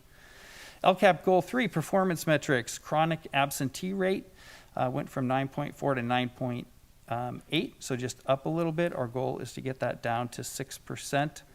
Our suspension rate declined considerably last year due to distance learning. And our goal is to get it down 3%. And our FIT survey, that's how are the conditions of our site. You can see that our goal is to have all of our sites in good condition. Oops, pardon me. And we did decline a little bit this year. We went from 9 in good condition to 7 in good condition, and now we have 3 in fair condition. Goal 4 is build and maintain highly effective and relevant family and community partnerships to increase student achievement and engagement. And once again, they're all implementation is in progress except for the media center at our sites. We can't open that up due to COVID. We can't have a lot of parents on our campus using the libraries. And performance metrics, this is a baseline year, so there's nothing to report, but you can see our desired outcomes. So at the end of this year, we'll have that data for you. And Goal 5 is a focus goal and brand new to the district, and that is to provide English learner and RFEP students with equitable services. So here you can see that we're using PLCs, that's in progress. Intervention lists and the ELL advisory committee, we're working on that. STEM participation in transportation, that will happen as soon as the COVID conditions permit. And provide specific PD and support to ELLs is in partial implementation. If we jump to the performance metrics, if we're looking at year 1 data, we're pretty steady with the 2018-19, but we are a bit off from our goal. Level 4, we want 35% score, and right now we're at 16.38, so 38, so quite a bit below. If we look at professional development for ELL paraprofessionals, our goal is 15 hours. And this year, so far, we have completed 3 hours and 7 more are scheduled, so we're well on our way. Another component of this presentation is the budget overview for parents needs to be updated with the one-time funds that the district has provided. So working with the business department, these are the one-time funds that the district has actually received since the LCAP was approved and that the budget overview for parents was finalized. And so I can just, educator effectiveness grant, 1.2 million, expanded learning opportunities grant, 900,000, universal pre-K planning implementation, 165,000, special ed learning recovery support, 450,000, ESSER 2, 310,000, ESSER 3, 625,000, and the A through G block grant, we haven't received any actual funds for that yet. Matt, can I ask a question? Yeah. You said this is a list of one-time funds, and you guys may need to get back to us on this, but at the last meeting, you guys told me that the Expanded Learning Opportunities Program was not one-time funds. It was reoccurring revenue, and that's why we approved a position for it. So can you just check with Lisa Lena and make sure that that is reoccurring revenue and not one-time funds? Absolutely. Thank you. Sure. The next portion of this is answering 5 prompts. This is a SCO template. And the first one is under Educational Partner Engagement for the Budget Act. So on the left side, you can see the various budget one-time funding sources, and on the right is how the community was engaged to gather some input, either formally or informally. Prompt 2 had to do with how we use concentration funding, but CRPUSD doesn't get concentration funding, so we don't have to answer that one. Prompt 3 is once again educational partner engagement in these one-time funds, the CARES Act, GEAR, and ESSER 1, 2, and 3. So as an example, I run the LCAP committee. I'm in charge of the LCAP committee, and on October 25th, we reviewed the ESSER 3 funds and got input as one example. Prompt 4 is implementation of the ESSER 3 expenditure plan. The board approved that on November 16th, and that is actually as an attachment that you have available to you. But what I'd like to do also is talk about some of our successes and challenges using these one-time funds, which is a required feature of this report. So 4A, to address academic impact of lost instructional time. Some of our successes is the Virtual Learning Academy was a big success. It has several hundred students in it now. And we have contracted, or 2 outside districts have contracted with us to support their kids. We've hired 2 curriculum specialists in English and math. We have licenses for online tutoring, credit recovery summer school is coming, and some on-site supports for learning loss. The challenges is hiring qualified staff in a pandemic. It's difficult statewide. COVID-19, there's lack of subs, which has meant that the teachers have had to give up their prep time. So that has been difficult, and administrators have had to sub in classes a great deal this year, which has been a significant burden as well. And our support providers have the same issues that we're having. So when we want to increase counseling using outside service providers like SOS as an example, when we called them and said we want to increase services, they're having a hard time finding counselors too. So it's across the system. 4B, implement strategies for continuous and safe in-person learning. Some of our successes is we now have community liaisons and COVID-19 support staff to help sites with the increased burden of COVID and contact tracing. Instructional technology. We have a district-wide COVID-19 response team, which in my opinion has done a terrific job because, as you know, the COVID guidance changes almost weekly, and they meet every week and communicate out to our partners about what the change in the guidance is. Challenges, the guidance is constantly changing. Contact tracing can at times, especially during spikes, be a real challenge. And early in the pandemic, getting PPE gear and supplies has been a significant challenge. Mental health support staff, we now have a new Assistant Director of Student Family Wellness, Christina Tank. We have a social emotional support team. As you know, we also have, where'd it go? We have a universal screener, so we can see how our students are doing. Those are some of our successes. Oops. Challenges, providing professional development with so many staff out due to COVID-19 quarantine, and a huge demand for mental health support staff across the system. Finally, prompt 5 is using fiscal resources consistent with the LCAP. So what you'll see in the following slides are various one-time funding sources and how they tie to our LCAP specifically. So here you can see ESSER 3. Here are some of the areas that ESSER 3 is addressing and the various LCAP goals that they align with. 5B, Expanded Learning Opportunities Grant. In 5C, you have ESSER 1 and 2 and Safe In-Person Learning and the various LCAP goals that they align with. So, in closing, despite the challenges of the COVID-19 pandemic, the Cotati-Roanoke Park Unified School District is committed to implementing the LCAP to provide the necessary services to our students. We acknowledge and sincerely thank the hard work and dedication of our employees, the support of our parents, and the resilience of our students. Thank you. Yes. Hi, I have a question. Sure.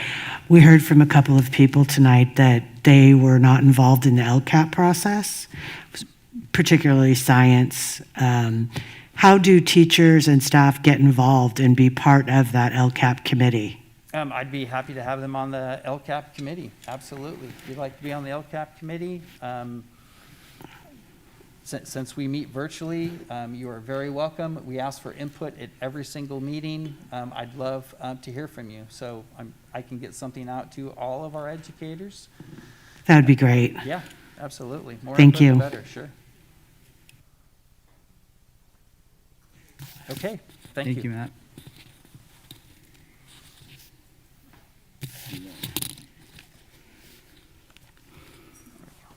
8B literacy update.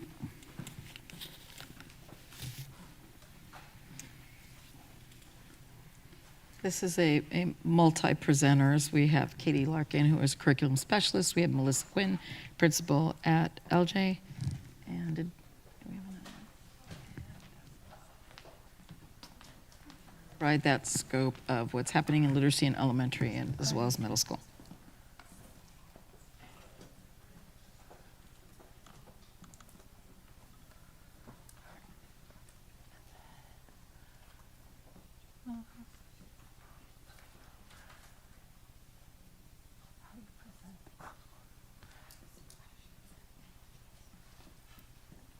I'm sorry, I'm trying to see how I present.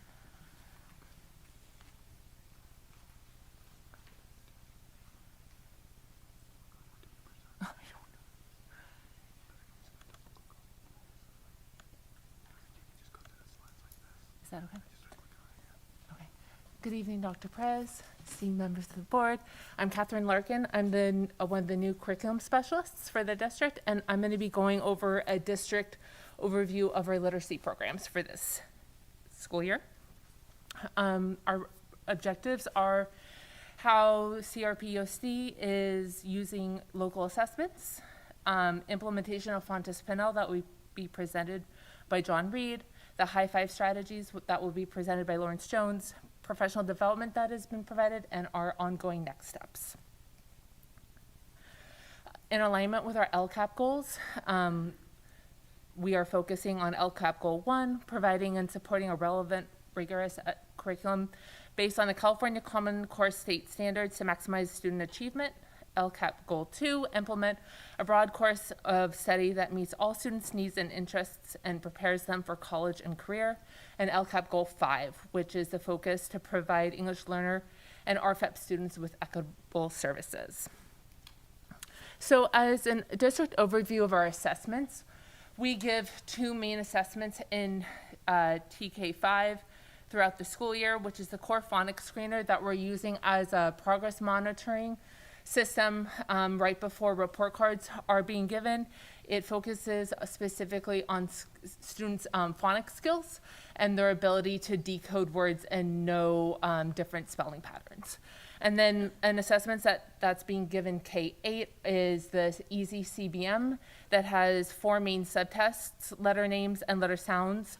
Those are 2 separate assessments, vocabulary, fluency, and 2nd through 5th grade, and then reading comprehension that is being given K8. There are math portions of the Easy CBM, but we're focusing on literacy today. As a district initiative at school sites last year that were the Fontes and Pinnell curriculum and assessments were bought with expiring funds. The overarching philosophy with Fontes and Pinnell is that one of the most effective ways to increase a student's ability to read is to provide with the opportunity to read and to receive direct instruction and support at their individual reading level. There are 3 main components that school sites within our district that they've bought, which is the Fontes and Pinnell benchmark system, which is the formal assessments from them. There's the Fontes and Pinnell classroom libraries, which is basically levels of guided reading sets, and then leveled literacy intervention. The school sites that have bought different components of the Fontes and Pinnell program are Thomas Page Academy, UELF, John Reed, Richard Crane, and Monte Vista. So the Fontes and Pinnell, for first aspect of professional development, was a benchmark system. There was an intensive 2-day training in August that Thomas Page Academy, UELF, and John Reed attended. There's been ongoing professional development supported by the publisher and by myself at some school sites. And then for the leveled literacy intervention, there was a fall institute that was given virtually through the LLI program. The instructional focus for this year has been focusing on small group instructions. The groups are being created based on assessment data, and then based on the needs of the different groups that have been identified. The focus is comprehension, fluency, and/or accuracy. Targeted and specific instruction that will help the students make academic progress that will support their access to grade level instruction. From a district overview, celebrations for us are assessment calendar using local assessments that inform small group instruction, targeted small group instruction to support students academically, and there is a district-wide structure that allows for assessment, analysis, and common planning time. Our next steps from the district are an English language arts and English language development curriculum adoption for TK through 8th grade in this coming year, and onboarding of a data analysis program to support with literacy intervention and data analysis at school sites. And we're going to move on over to John Reed Elementary. Hello, trustees and Superintendent Perez. Good evening, everybody. Good evening, crowd. I am the new principal at John Reed Elementary School. I started this year, and I'm so happy to be here. So we purchased Fontes and Pinnell, as Katie had been talking about, as well as the LLI component. So that is a remediated program that also supports our RSP students as well. This year, all of our teachers did running records and benchmarking so that we, and everyone finished their initial benchmarks at our site. Thank you, teachers. That was awesome. We have an RTI teacher, so a response to intervention, Title I funded teacher, who has organized the 3 ELD assistants that we have, and all 3 are full-time now.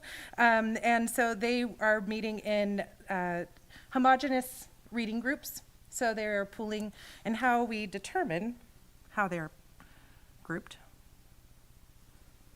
Do I go down? I do. Is that all English learners scoring in the 1 and 2 on the LPAC test from last year, as well as all the students identified as needing Tier 2 intervention via the phonics screener and the F&P initial benchmark were put into groups.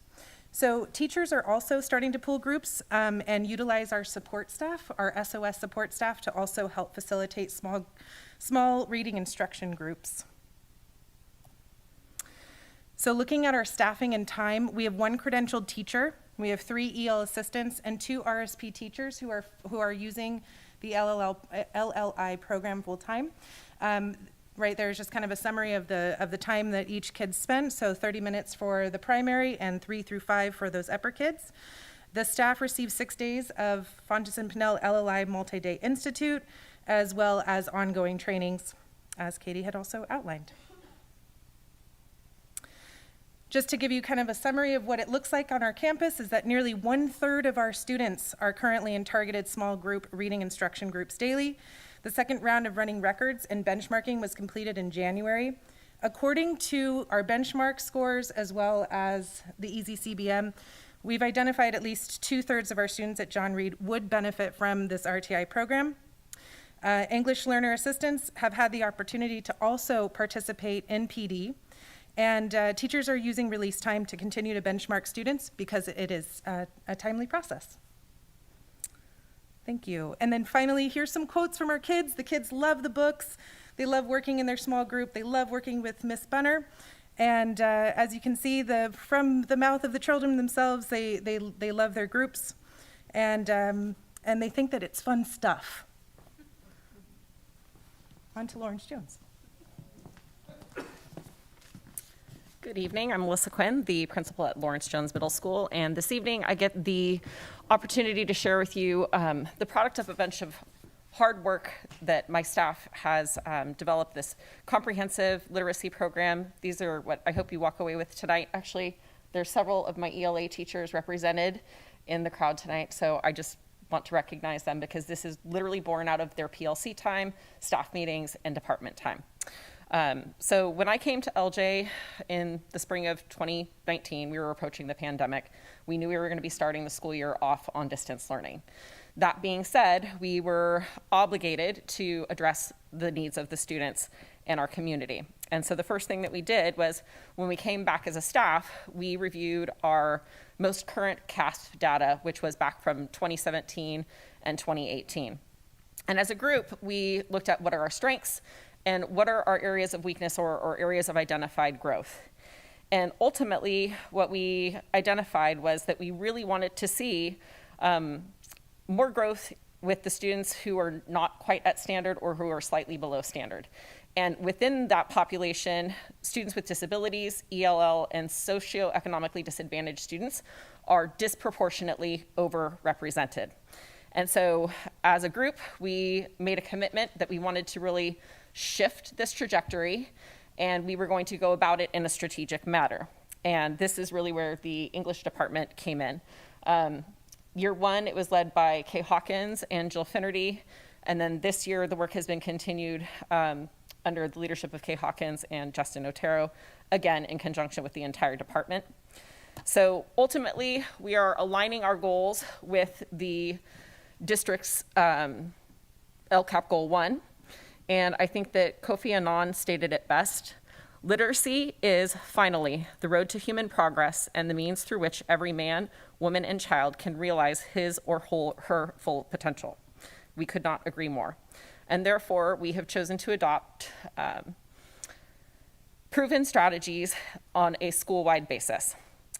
And this evening, my co-presenter is not able to be with us because he is actually in his master's classes, and so he will be joining us virtually. Let's see. Okay, it's not going to go that way.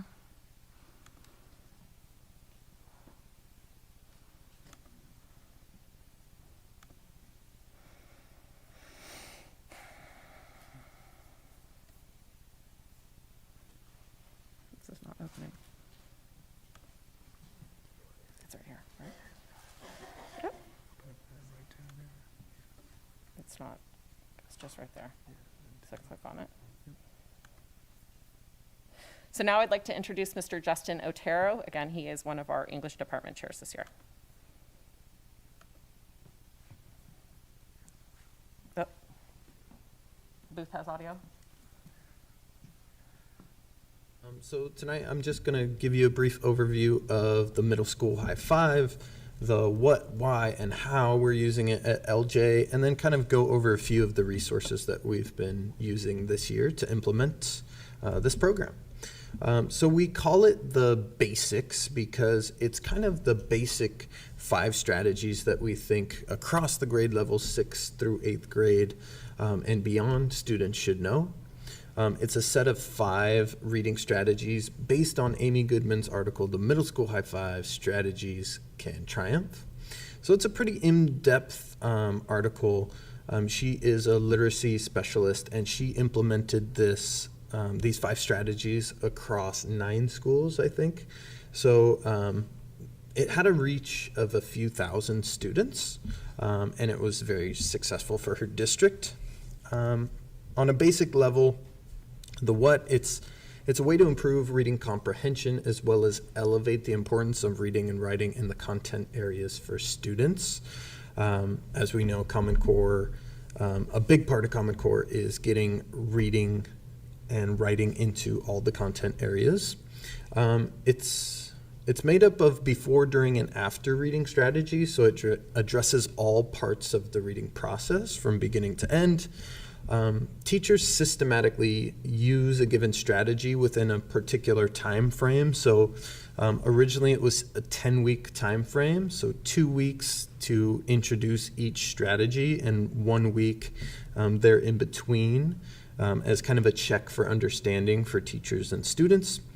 And then after those 10 weeks, it kind of, all students will have been introduced to it, and it will give the teachers kind of the leeway to kind of advance those strategies, add on to them, and just get a lot of practice. So students receive focused and repeated practice on a strategy in a variety of settings and a wide array of texts. This year, we've been using kind of electronic pre-made presentations to get these strategies out to students and teachers. We have video presentations, we have examples and posters online, we have Google Documents that are stored in our Google Classroom folder, and all teachers kind of have access to them to use with their students. So it kind of takes away some of the preparation time that teachers might have to use to get these strategies out to students. The why. So why do we use these 5 particular strategies? Well, they are used to infuse reading strategies into all curriculum areas. It kind of unifies and aligns instruction across the school. And particularly this right here, it provides a consistent entry point so all students can access the strategies. If we make sure that all students have been introduced to these strategies at the beginning of the year, and we kind of recycle and reuse these strategies over and over again, it's something that all students will recognize and be able to have success with. It's supposed to also increase student engagement and intrigue, because it's kind of intriguing that, okay, in English class, we're going to use one strategy and we'll also use it in our science class and math class. It just makes the students more aware that reading is going on everywhere they go on campus. Really, the goal is to improve student comprehension, so it does that. All the strategies are what you would call generic reading strategies that are used as a baseline to access a text. And it's supposed to alleviate some of the burden for teachers of finding and implementing their own reading strategies, because that has been done kind of in a blended format for you as a teacher. So the how. So how is it implemented? Well, here at LJ, the English teachers present and model the strategies for content area teachers. So we've been doing that through group presentations, through individual kind of sessions with teachers. And then the ELA teachers teach the strategies to student before content area teachers. The way that we've been doing that this year is through kind of a blended learning model, like I said, where we present a video. That video takes you through the basic strategy, models the strategy. It'll take you through an example, and then it kind of sets up the content area teacher to use it in their class. So then the content area teacher kind of takes over, reinforces, and practices the strategy using the middle school high five resources that we kind of provide and are in the Google folder or the Google Drive, so all teachers have access to it at all times. So that's located in our kind of joint Lawrence Jones shared Google Drive. So I'm going to take you through the Google Drive, and I'll take you through the website, and that's how we've been pushing out the videos. So firstly, I want to show you where we kind of house the middle school high five resources.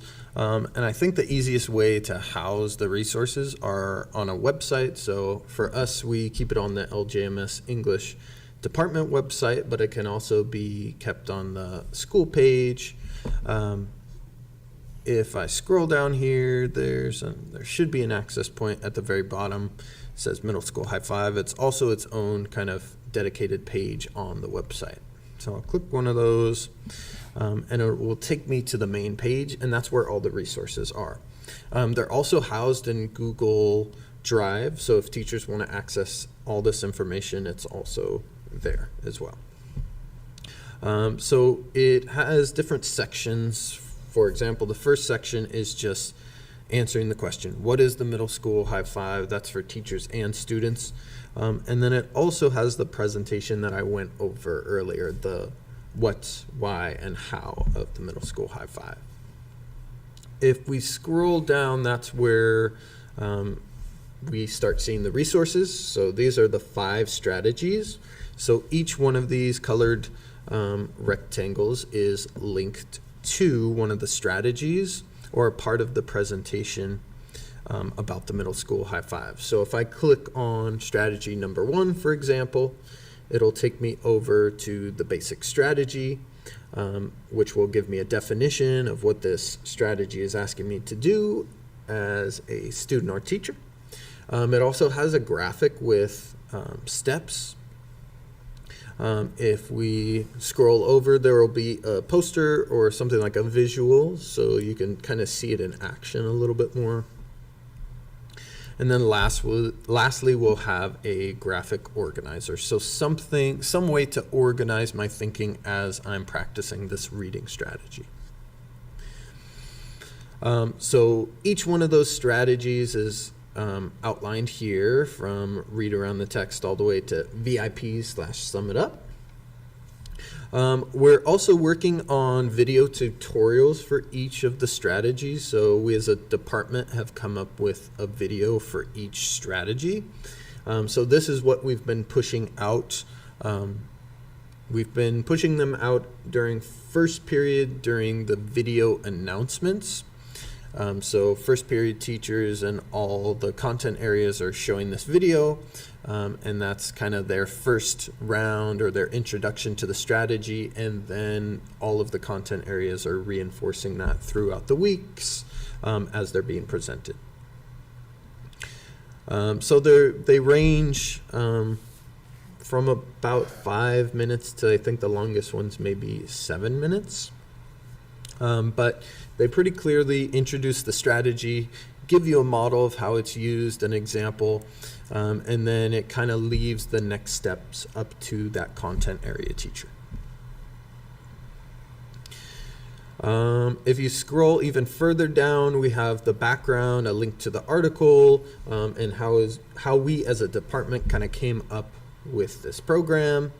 And then the resources folders. So these are directly linked to specific strategies.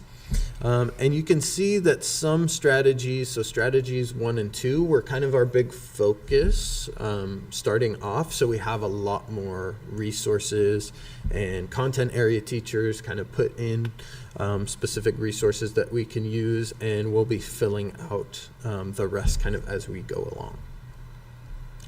So you can, if you click on those links, it'll take you back to the Google Drive. It will show you specific strategies related to whatever you're working on. Read around the text, for example. You have all of these different strategies, presentations, PDFs, printable worksheets if you want like a physical tool to use. So I just wanted to highlight this. This is all work that they have produced on their own professional time. They've made it incredibly accessible to the staff and to the students. Ultimately, our goal is that when we have our students who are coming in 6th grade, after they have practiced these strategies for 3 years in a row, they should know it like the back of their hand. So whether or not they're in Miss Fogel's, classes, or they're in advanced English with Mr. Otero, that these strategies are universal and they help to build literacy and fluency amongst all students. And so I couldn't be more proud of the work that they've done. I know that it's serving our students well, especially coming out of the pandemic and returning to school. When I surveyed the students, which of their strategies were their favorite, Olivia in 6th grade shared, "I love reading around the text. It helps me read more efficiently and helps me gain more info." Jack from 8th grade noted, "My favorite middle school high five literacy strategy is making 2-column notes. This strategy has helped me because it is organized, very easy to go back and refer to when I prepare for a test or need this information." And then Lexi in 7th grade explained, 2-column notes are my favorite middle school high five. It helps me study and is a great resource for tests. We do a lot of online 2-column notes in Mr. Sullivan's class." Overall, they really love the read around the text strategy. I know that the students with IEPs, they really feel uplifted when they can look at a text and pull information and know what they're talking about. It really, really, really just boosts their confidence in tackling texts that normally might otherwise make them want to recoil because there are words that they don't recognize. Overall, they also really liked the KIM vocabulary because our artistic students like the fact that they can draw to reinforce the meanings of words. And ultimately, our plan is to use this work as a springboard for adopting a school-wide writing campaign, and that goes to right to the point. So right now, the English department is meeting, and they're in the process of developing writing rubrics, again, that will be used across all content areas that is specific to certain types of writing, so that before a child approaches an assignment, they know exactly what the expected outcomes are. And again, like the beautiful thing about that is we're moving away from compliance-based grading and into mastery-based grading. Ultimately, what we want to do is give every single student an access point to reading and comprehension, because we know it will better prepare them for secondary level education and, frankly, just life. So yeah, it's been my pleasure to share this. And if you guys want to poke around, there are links embedded in the slideshow, and you can actually view the rubrics. It's all also on the website. So anybody who wants to see it can click on it, and they know, again, exactly what is the expected skill that the students should be demonstrated and how are they going to be scored. So more to come next year. Any questions? I don't know if you can answer this, Melissa, but is this something that we're going to implement at Tech Middle and TPA, or is this LJ specific? Right now it's LJ specific, but in no way, shape, or form do we feel like, you know, we need to own it ourselves. We're happy to share with any school that would like to trend in a similar direction. And we have the local experts. Again, this is all their work.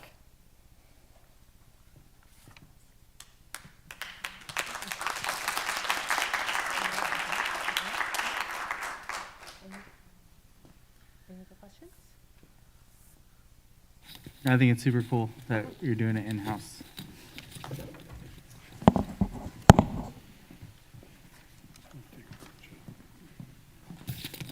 We're going to take a 5-minute break.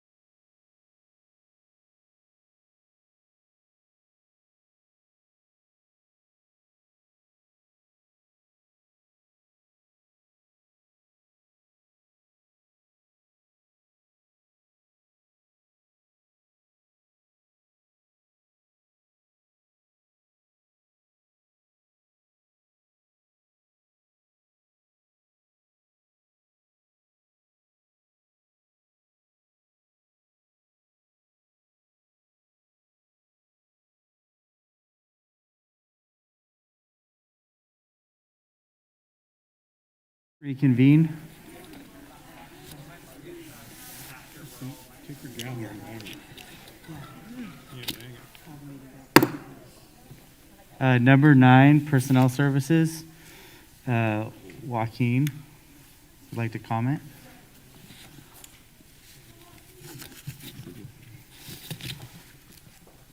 Hi again, Joaquin here again. Here we go. So my only thing here is on the calendar piece, you're going to talk about emergency days.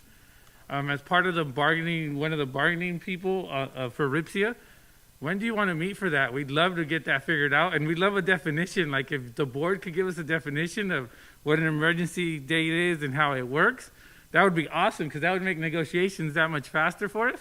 That's all. That's all we got here. Thank you.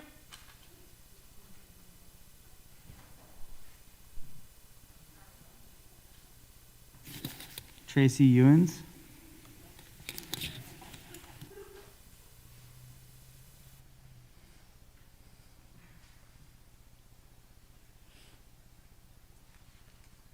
Hi, Tracy Ewens. I'm here to talk about the calendar approval before you start it, or approve it right now. It says in the agenda summary, 3 versions of each calendar were presented to all CRPUSD employees using a district-wide survey, and version 1 was selected by the majority votes. I believe that's true. But my question being is, why on that survey was I asked for questions or comments that never got answered? Why ask if you don't want to know? If it's just a vote, just let me vote. All right, so again, the admin acts like they care and want our opinions, but it doesn't really matter. Starting to seem to be kind of the norm. Also, I'm concerned about those days. They're the emergency days that have no anything, and for teachers that have side jobs, you have to be committed to be able to work that day, but then you're expected to give away work for your second job that you have. But I'm sure that'll be figured out. And then finally, I'm ending 2 minutes short. Sorry, Lef and Krissa, that I spent too long talking about our students in the district and reading, and I went over my 3 minutes. Again, it's Joe's choice if we go farther or not. Thank you.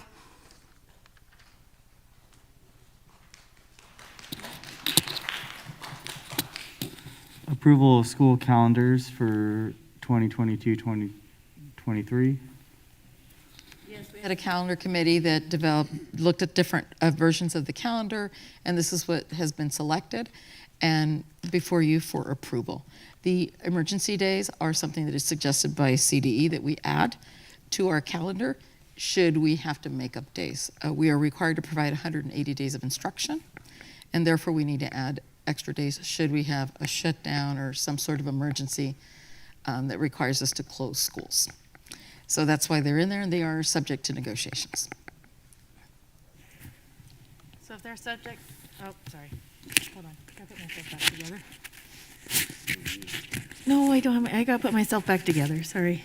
If they're subject to negotiations and they don't get approved in the contract, are those school days or are those not school days? These ones. Good question. Okay, that's me. We'll have to double check that. We're adding those. We added it during the year versus adding them at the end of the year because we thought, the committee thought that would work better. And Trustee Wing doesn't like them at the end of the year. We know that from last year. So my only suggestion going forward is I see that the emergency days are in April and May. When we tend to have school closures, it's October, November, and December. So if students miss a day in October, they're in a different class schedule in April and May. So they're getting 2 potentially extra days of the second half of the year and potentially 2 less days in the first half of the year. So that would be something I'd like to see going forward, is maybe one in the first semester and one in the second semester, because if the goal is to make up lost academics, April and May is probably too late if the lost day was October, November, and December. But that's just my input. Thank you, Trustee Wing. Yep. That's even more telling with like the 4x4 system at the ranch. Okay, thank you. Can I get approval, or can I get a motion to approve the school calendars for 2022-2023? I'll make a motion to approve 9A, approval of school calendars for 22-23. Can I get a second? I'll second that. All in favor? Aye. Opposed?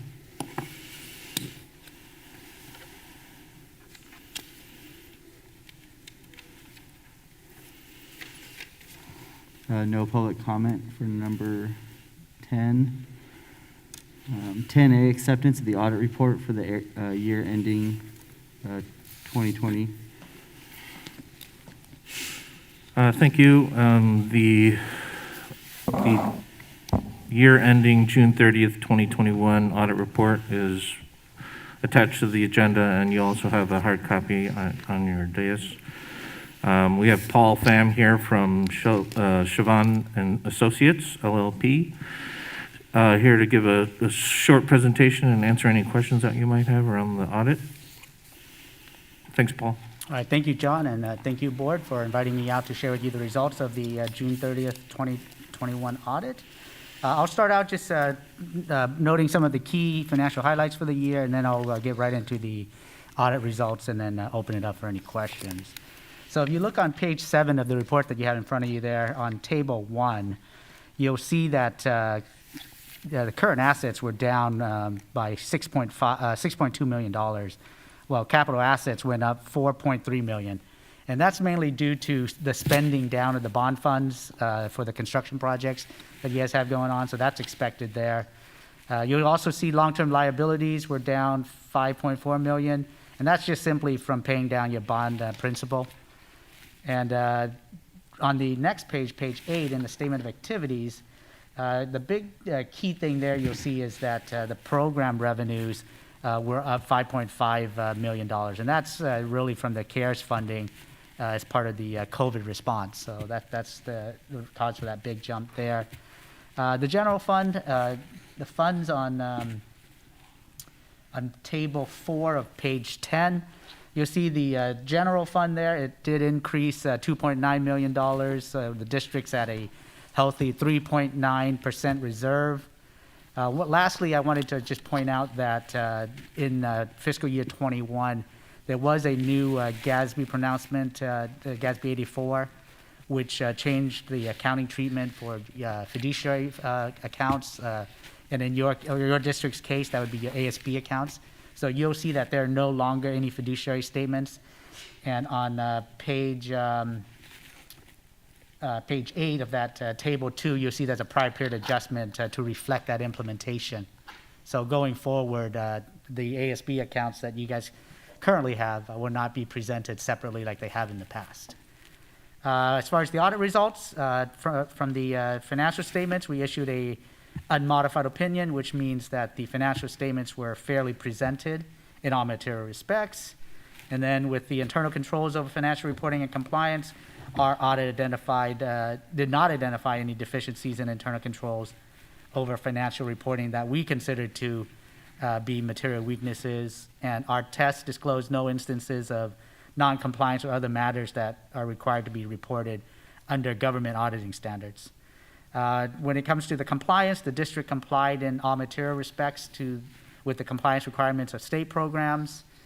We had no significant uncorrected adjustments, no difficulties during our audit, and no disagreements with management. So one recommendation that we'd like to repeat from last year is just to have the district perform an asset inventory. Since you've got a lot of projects going on, it'd be good to have that done. That's a recommendation that you have that done every 2 years or so, and so you guys definitely do for evaluation, have a consultant come in or even do it internally to have that done. But we recommend probably the consultant just for the resources that you guys currently have. And lastly, I want to just thank John and his team. It was a tough year, with the distance learning and then even all the new CARES funding and accounting and compliance requirements that are involved with all of that, and the even internally at the district with the turnover of the key personnel you guys had in the business office. I wanted to thank Ton and his team for really working with us to get the audit completed, in the time we did. So that's with that. I'll open up for any questions.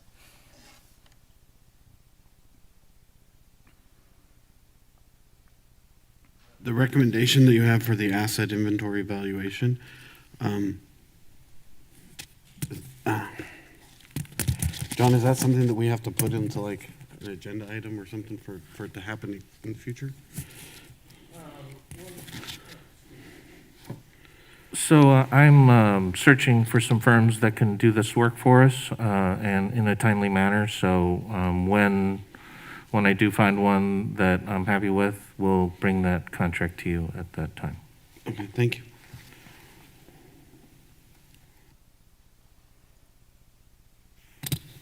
Does anyone else have any questions? Thanks for Thank your you. patience, Paul. Thanks for staying, Thank you. coming here in person, and appreciate all your work. Thank you. Thank you.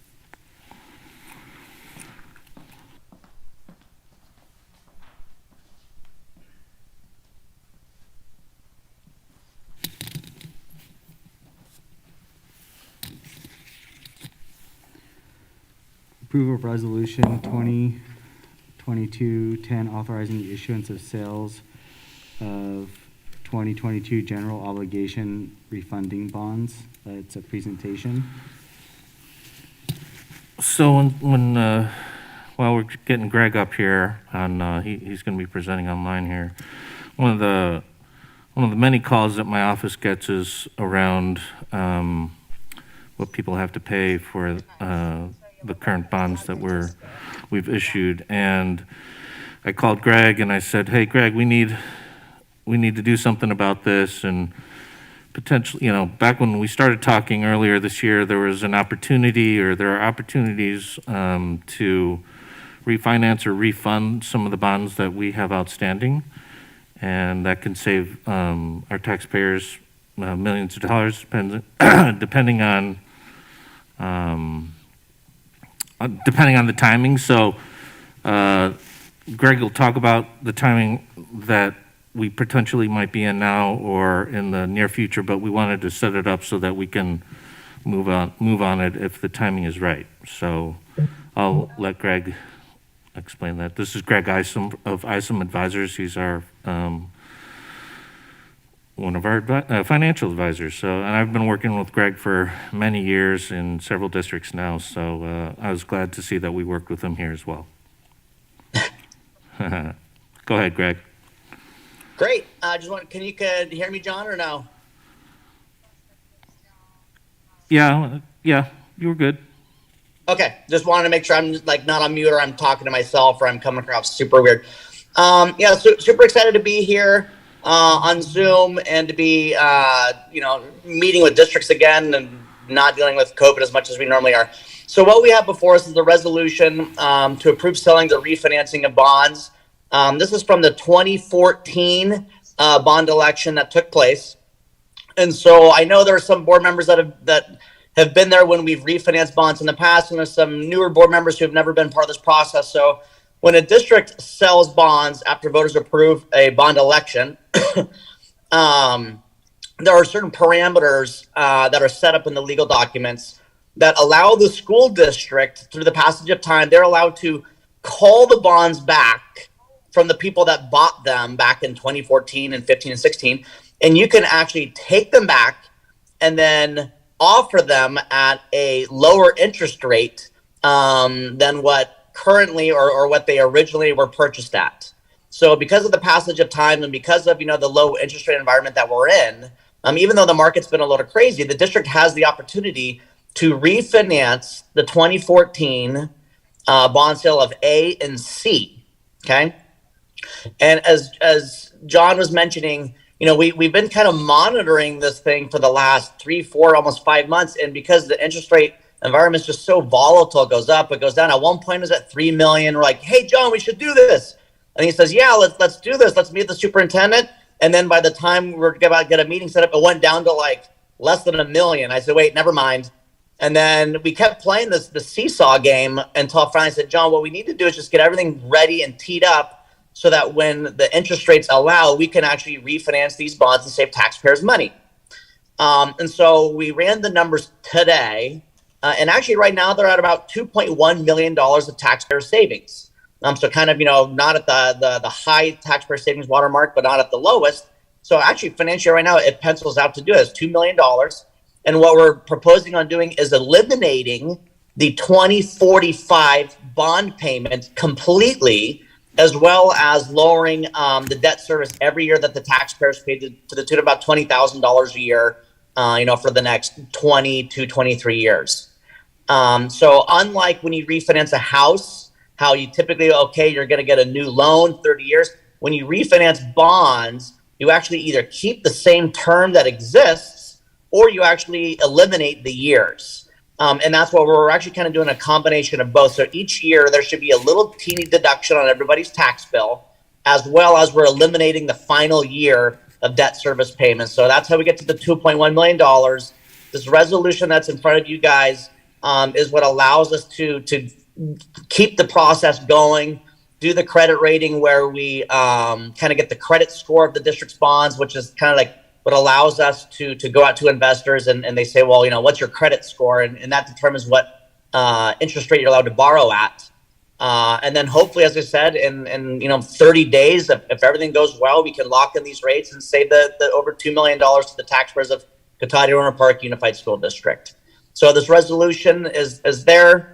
And it just kind of, as you said, I know Left's been through this one before many times. And it just kind of allows us to time the market a little bit and jump in when we think it financially makes the most sense to the taxpayers and to the district. I'm here to answer any questions.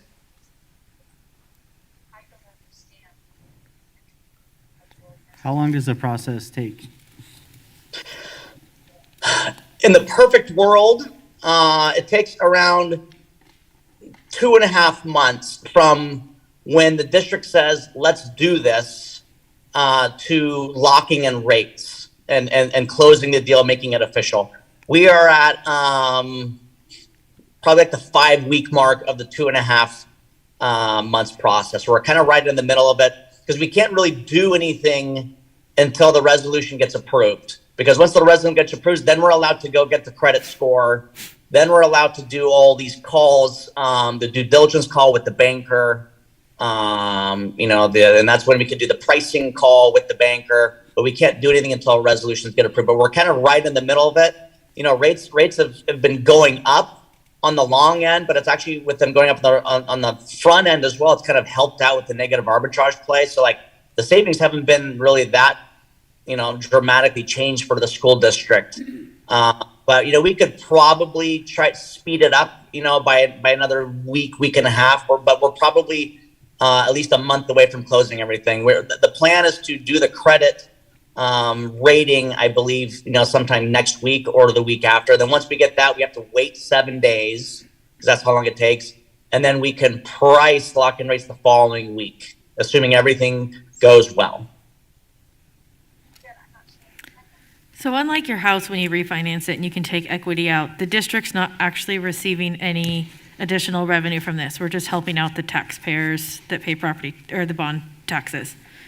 Correct. Yeah. Okay. The school district gets absolutely nothing out of this, like financially. Yeah, I mean, you should get some good praise. And previously what we did for the school district is we did a nice little PR piece, try to get something in the paper that says, hey, Cotati-Rohnert Park's, school board saves taxpayers over $2 million. I mean, generally the reason you do this is because school districts say, hey, community, you supported us. You've been paying for this. If we have an opportunity to save you money, this is what we're going to do. But yes, correct. The savings can only go back to the taxpayers through lower debt service payments. So, sorry, when you said that this would be wiping out 2045, so this bond, we have another 22 years to pay on it through 2044? Yes, correct. And right then now, these bonds go to 2045, and the plan is to shave off that last year at a minimum. If rates allow, we could try to shave off 2044 as well. what does it cost the district to do this rewriting? Great question. So it costs the district, the fees that are associated with it are fixed fees between the financial advisor, the credit score guys, the bond attorney. Those are all the same fees that the district has paid in the past. When it comes to the underwriter, our job is to negotiate the best rate for the underwriter. And so we kind of do that the week right before. All the savings that we're talking about, the 2.1 is already net out of all the costs. I think there's in the resolution, I think it shows what the costs are not to exceed, and actually in the resolution. Yes, this is great. And it's important because... And we won't know what that cost is until we know what the credit rating is. Yeah, well, there's all these fixed fees, like it's fixed, everybody except for the underwriter. And the underwriter normally gets fixed because we make the determination when we get ready to price. Well, how is it easy to sell bonds this week? Is it going to be hard to sell bonds this week? Is it? Are you underwriting any bonds? Are you going to take any into your inventory because you couldn't sell all of them? Well, then you want to pay these guys a little bit more to take on risk. But we normally don't have the underwriter fixed cost until 4 weeks from now. But for the most part, as I said, all the other fixed fees are right around maybe 120, 130 grand.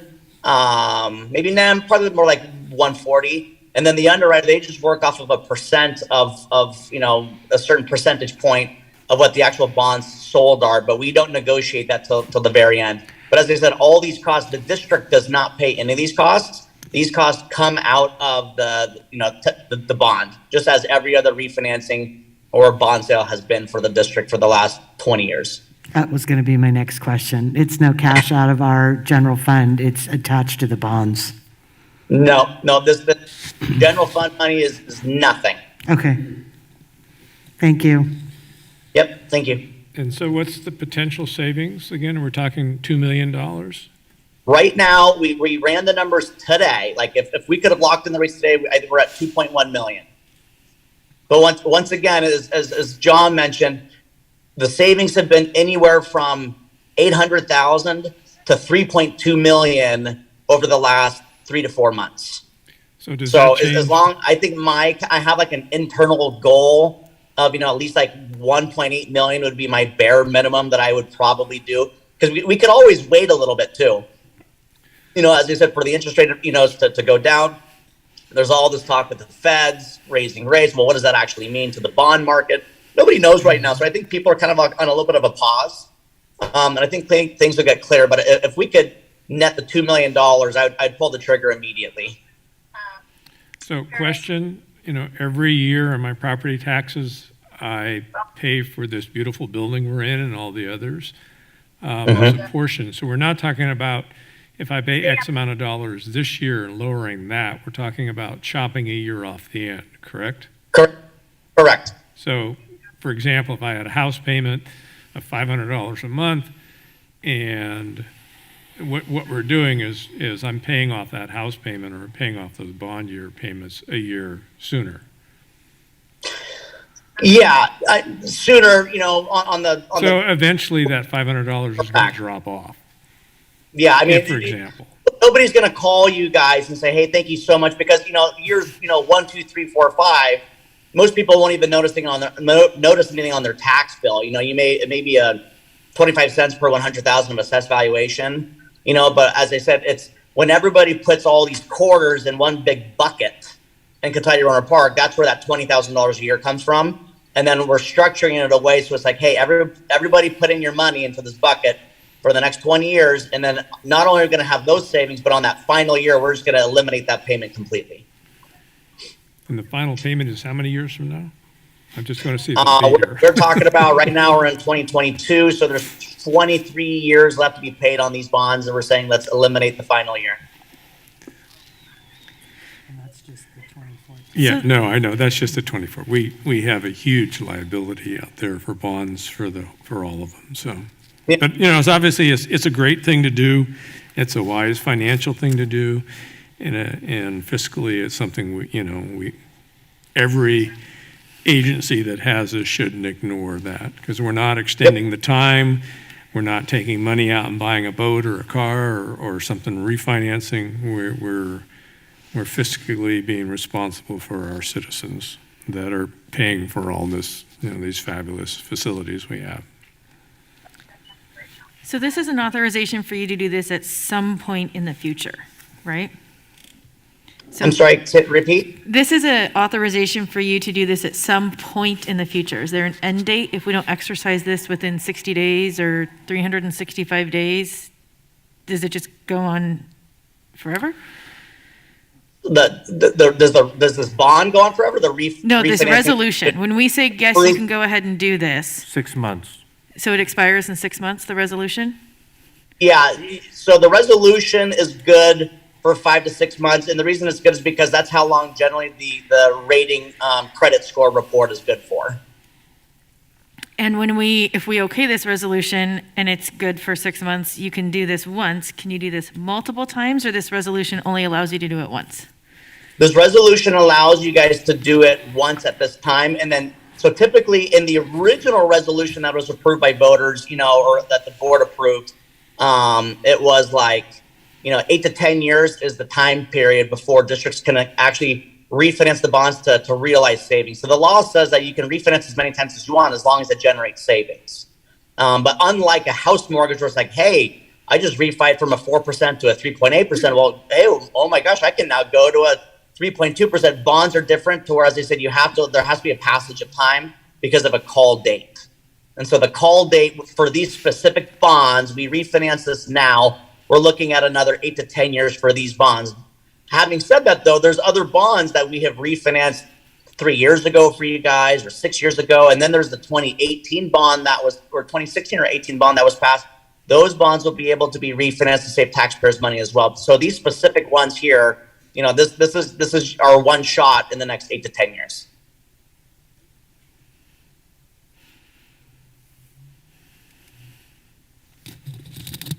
Any more questions? Can I get There's an order, right, Rochelle? We have to approve the contract first and then the resolution? Yeah. Can I get a motion to approve the contract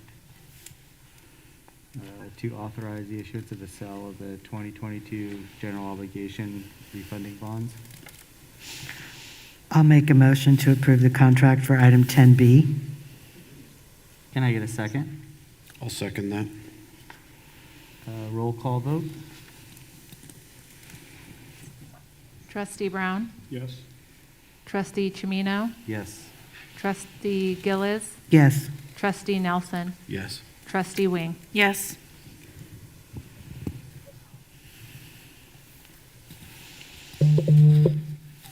Board services, public comment? We have to do the resolution. We have to approve the resolution, Joe.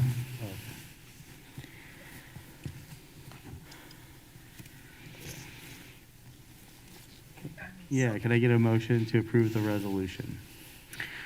I'll make a motion to approve item 10B, approval of the resolution 2022-10, authorizing the issuance and sale of 2022 general obligation refunding bonds. Can I get a second? I'll second. All in favor? Aye. Resolution, Is this a resolution, Is there a gang? roll call vote? Roll call. We need to do Roll call vote? Trustee Brown? Yes. Trustee Chimino? Yes. Trustee Gillis? Yes. Trustee Nelson? Yes. Trustee Wing? Yes.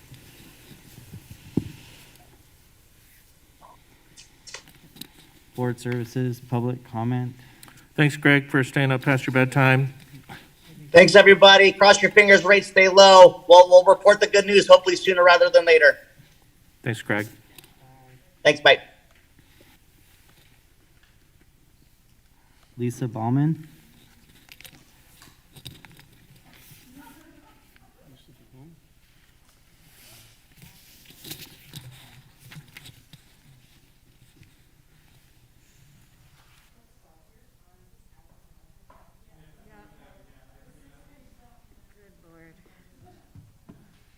Okay, give me just 1 second. Sorry. All right.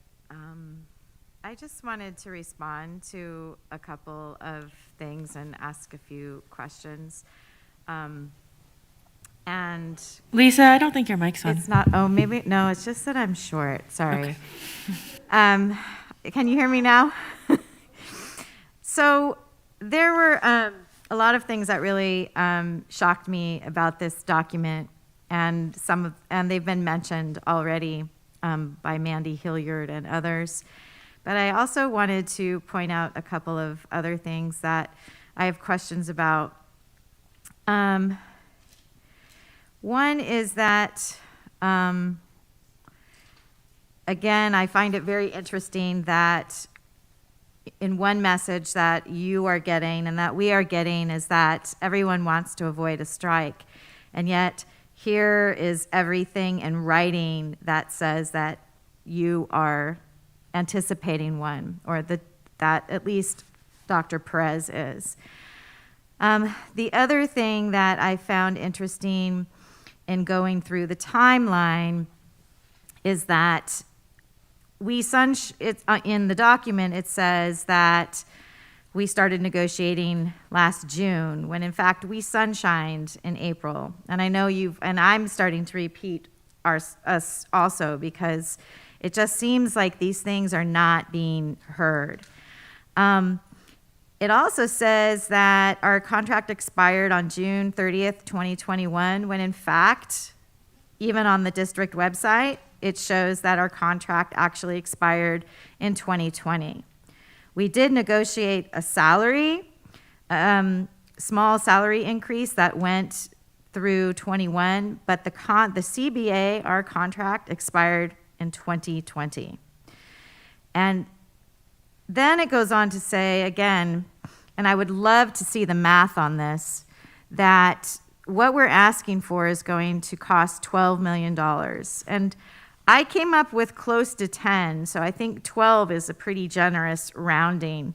And what I find really disingenuous about this, and how it's also been communicated to parents, of which I am one, is that it makes it sound like if we get what we are asking for and what we deserve, that immediately you're going to have this $12 million price tag, which is not true. This is over 3 years. And I'm already running out of time because I'm so tired I can't stay very focused. And I guess that's enough. I'm sure some of my colleagues will have more to say about it.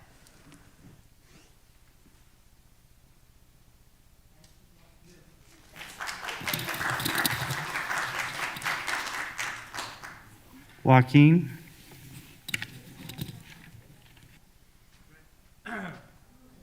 Joaquin Bernal, I'm going to take my hat off this time. I've been trying to recruit for the track team over at Tech Middle. So if you know a 7th grader, 6th grader, 8th grader that goes to Tech Middle that needs something to do, track's coming up. Thank you, Mary. Thank you, Tressa, for everything you do. Chris Winter, thanks for joining us this year. Anyway, sorry, I got to do a shameless plug because I do that too. You may or may not know. I do some coaching on my free time, when I'm not hanging out with my 2-year-old.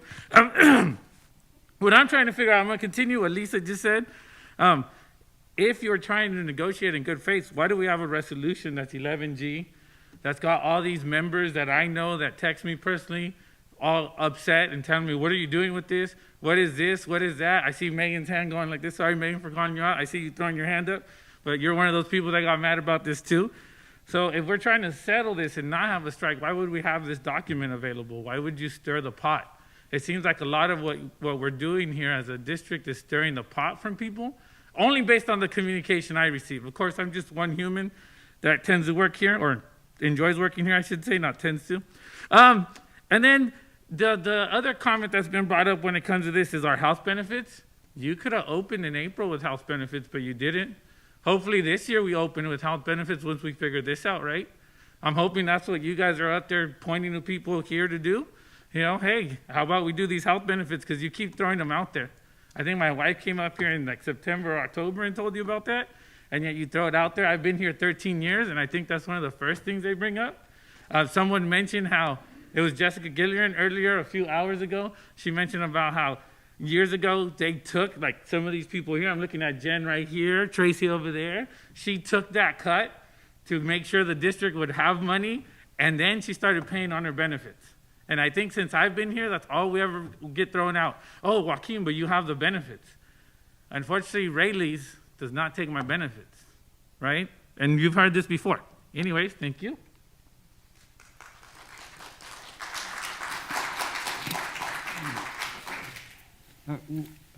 Myra, we're not doing anything with benefits, right? Not currently at this time. We did discuss it at length last year when Robert Markle was the CBO. We had meetings with our union leaders to discuss a tiered system, and we did not get an agreement. This is negotiated.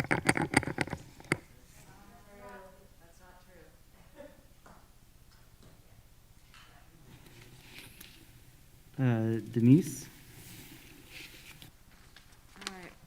I would like to provide some public comment. My name is Denise Tranfalia. I'm a teacher here. I live in Petaluma. So this is reporting on 11G, the approval of the resolution for 2022-11 emergency resolution regarding concerted activity in the Cotati-Roanoke Park Unified School District. It's an action roll call, was submitted by Dr. Perez. And the superintendent's recommendation is that the board approve this resolution. So first of all, the resolution, if you vote for it, know that you're voting for inaccurate information. Know that the pathos that is used in your argument of the COVID information is not acceptable and inaccurate, and that the bargaining information is incorrect. Besides that, I knew something did not sit right when I went through this agenda and read it. So yeah, I called CTA Legal. You know that Eric Olson Fernandez, on my request, checked with CTA Legal, and we pushed a letter out to board members right before this meeting, and this is this letter that I want on public comment. In our previous strikes, we have seen pre-strike resolutions by school boards, but this one seems to go beyond what is normal. After consulting with our attorneys, we read the attached resolution as 1, threatening employees for contemplating lawful concerted activity by calling a strike an unauthorized leave, and requiring employees to certify in writing whether they will show up for work the next day. 2, unilaterally changing bargain for leaves by preventing the use of any leaves during the emergency and by requiring additional procedures for the use of leave that are designated to prevent the employee's use of leave. And 3, unilaterally increasing workload by requiring the certification of whether they'll show up for work the next day. We have protection. EERA entitles employees to engage in lawful concerted actions, including strikes, at the conclusion of impasse procedures. Gov Code, I'm not going to get through all this, I'm just going to highlight it, but section makes it unlawful for employees to impose or threaten to impose reprisals on employees or otherwise to interfere with, restrain, or coerce employees because of their exercise of rights guaranteed by this chapter. So the board resolution calls an employee missing work because they're engaging in lawful strikes an unauthorized absence. It requires employees to submit written affirmations that they'll be coming to work the next day, an act that both chills participation in union activity and increases employee workload. It changes bargain for leaves by adding procedures that are designated to prevent the employee's use of these leaves, and it flat out prohibits the use of leaves during the state of emergency. This emergency is not a statutory declaration of an emergency, but simply the board's name for the entirely legal outcome of labor negotiations that end with impasse. I demand that the board not adopt this legally problematic resolution and reconsider going down this ill-conceived path. It is not good leadership.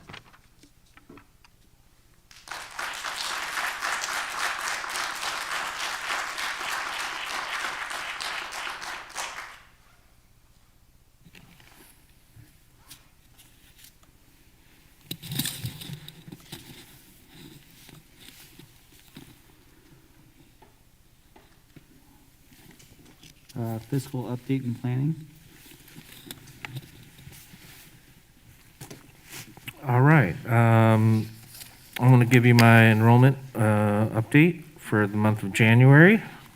As of January 31st, we are up 9 students total. We had 47 entered the district. And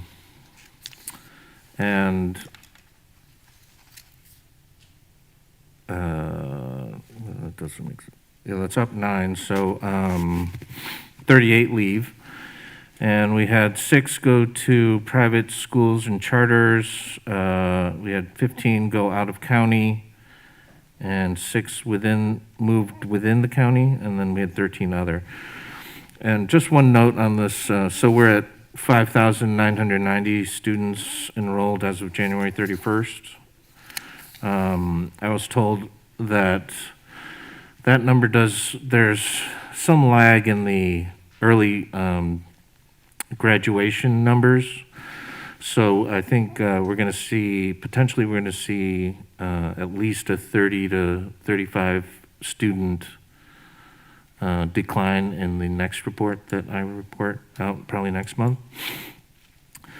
And based on the information you heard about a lot of the COVID data for students from 12/6/2021 to 1/14/2022, we had average daily attendance dip to 84.8%, and you were getting weekly updates on that. So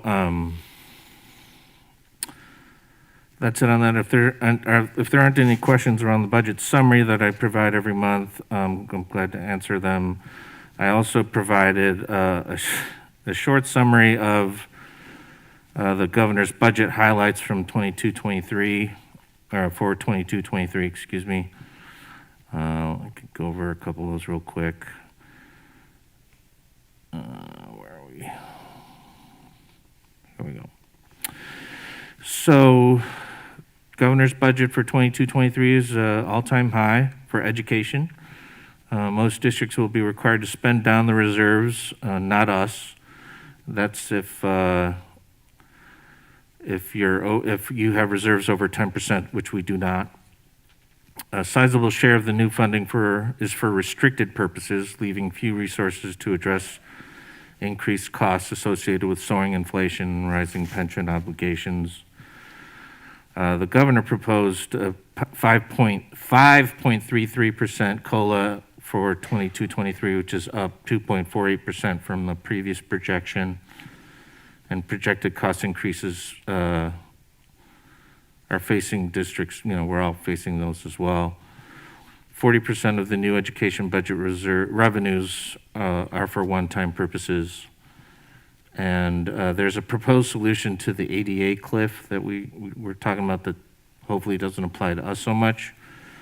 Funding would be based on the greater of current year ADA, prior year ADA, or computed average of the ADA using the prior 3 years. So there's a little bit of a safe haven for districts that are experiencing declining enrollment. Those are the highlights that I feel affect the district immediately with the information that we have. As the governor said, 40% of the education budget revenues are for one-time purposes. And as that information comes to light, we'll share that with you, probably with a plan that we have to on how we have to spend it. I've been part of a coalition of districts asking the state to give us more base funding.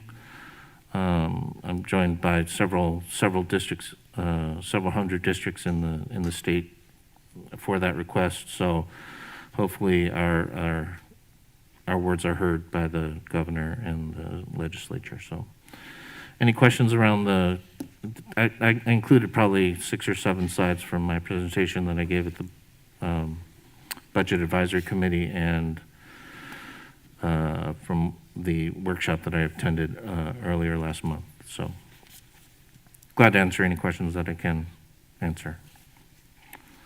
So you say that there's a lot of districts asking for more base funds, so that would be ongoing, like the the current formula. Yeah. And I know there isn't any talk, but why isn't there any talk coming from the government, from the state government, to make it equitable that all districts receive the same funds for the same student? And I mean, I'm sure you can't answer that. Yeah.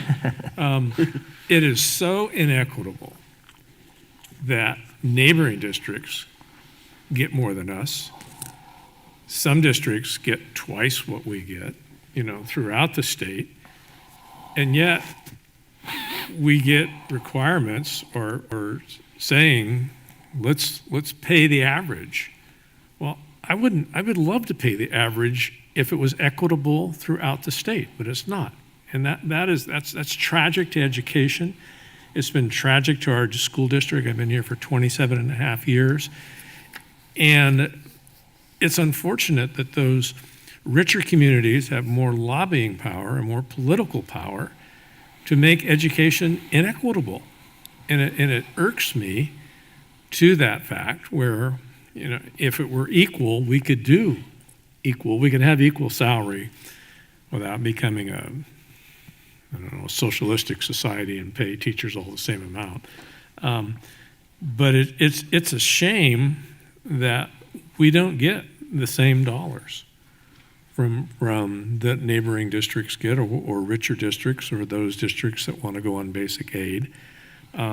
So I'm appalled, that our Congress, our people in the state legislature don't see that. But unfortunately, their bigger contributions come from those people that have more money, so they're not going to touch that inequity.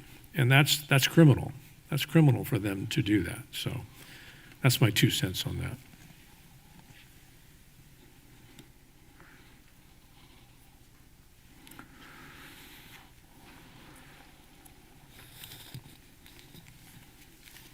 B, vote for representatives to the CSBA's Delegate Assembly.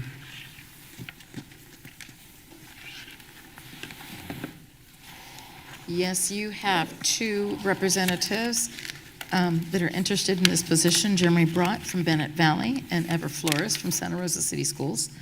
And we're asking the board to vote for one of these delegates for CSBA for the CSBA Delegate Assembly. So do we just make a motion? Well, then I'll make a motion that we nominate Jeremy Brott. I'll make a second. All those in favor? Aye. Opposed? Aye.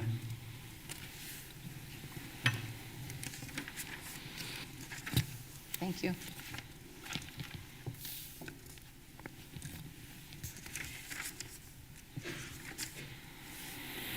C, second reading, approval of revisions to Administrative Regulation 4217.3, layoff rehire. Yes, this is the board policy that changes the layoff notification date for classified staff to March 15th. This is the second reading, so we're asking the board to approve this Administrative Regulation 4217.3 tonight. Can I get a motion to approve 11C? I'll make a motion to approve 11C. Can I get a second? I'll second that. All in favor? Aye. Opposed? 11D, second reading, approval of revisions to Board Policy and Administrative Regulations 6146.1, high school graduation requirements. So this is the second reading of our graduation requirement board policy and administrative regulations, and tonight we're asking for your approval. Can I get a motion to approve 11D? I'll make a motion to approve 11D. Can I get a second? I'll second. All in favor? Aye. Opposed? 11E, first reading, AR 3515.6, criminal background check for contractors. It's you, Joe. Mr. Bartolome? Yeah. So this is the first reading to discuss criminal background check for contractors. It was.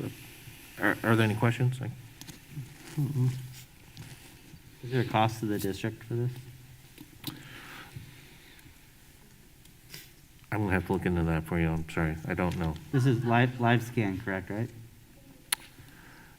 Yeah, but We don't know if the contractor pays the fee or we Right. pay the The fee. contractors pay for that. I believe so. Yeah. Yeah, the contracts will pay for it Right. to verify that everyone on site is okay to be on site. Correct. Because they take the liability, correct? Yes. Okay. Can I get approval of, It's the first it's reading. first reading? Yeah. It says act, sorry. Yeah, it does say action. We're okay? First reading. 11F, Resolution 2022-8, approving and adopting an adjusted trustee area plan following the release of the 2020 census data. It's a roll call. So can I get a motion to approve 11F? I'll make a motion to approve 11F. Can I get a second? I'll second. Roll call vote. Trustee Brown, Yes? Trustee Chimino, Yes. Trustee Gillis, Yes. Trustee Nelson, Yes. Trustee Wing. Yes. 11G, approval of resolution 2022-11, emergency resolution regarding the concerted activity in the Cotati Roner Park School District. Yes. We do not want to strike, and we cannot ignore that there was a vote taken in November for the unions, that they were considering a strike. We are taking tonight the necessary legal steps to ensure properly and legally prepared to address a strike if one takes place. Our goal is, and our hope and intention is to reach an agreement with the union without a strike. So this is just necessary for us to plan should one occur. So I have a question. Yes? When it talks about people people coming to work, making sure they come to work and disciplinary action, we're not talking about people who are legally able to strike. Right. We're not referring to that at all. No discussion. So it's just basically people are not authorized to strike, but who are in a way maybe showing support by saying they're calling in sick or taking Right. vacation A days. sympathy strike, yes. So I do not want us to go to strike. I will go on record with that. I think that it's going to be horrible for every single person involved. We would be remiss if we didn't plan for it, though. And your signs say plan for a strike. So I drive to school and drop my son off, and it says plan for a strike. So we have to legally do certain things if a strike were to happen to protect our students. So while this is not a path I want to go down, I would be failing our students if we didn't start planning for that now.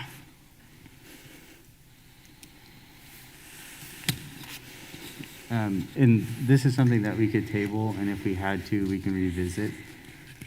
We could table it. If the board chooses to table it, we could revisit. We would probably need to call a special board meeting to take a vote on this resolution at a later date.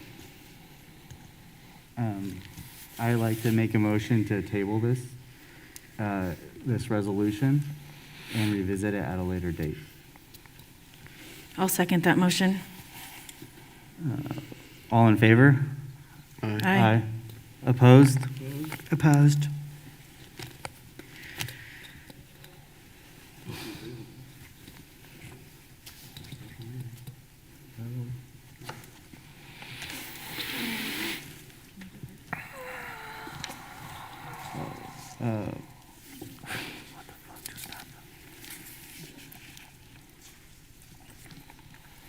Board member reports, public comment. Joaquin.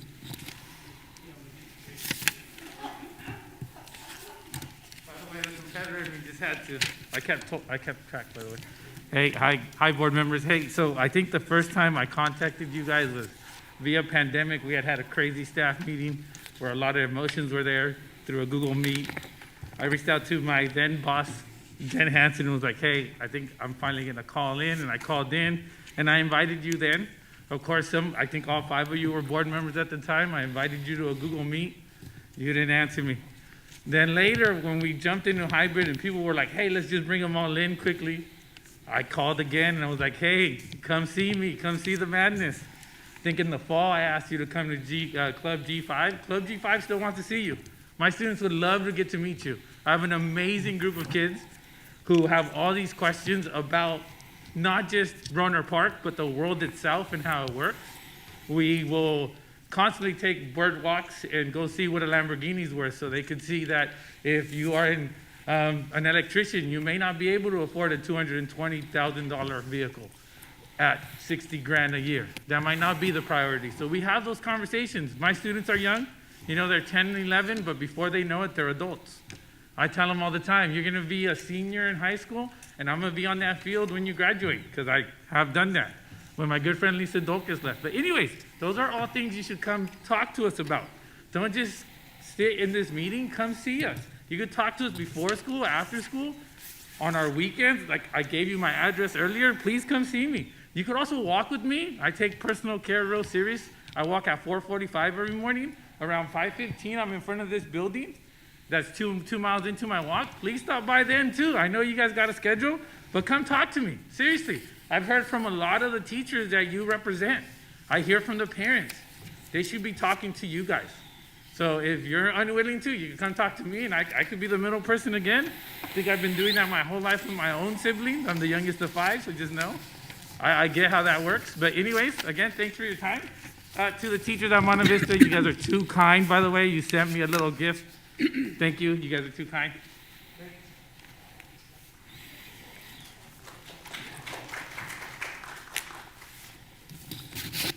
Tracy Ewens.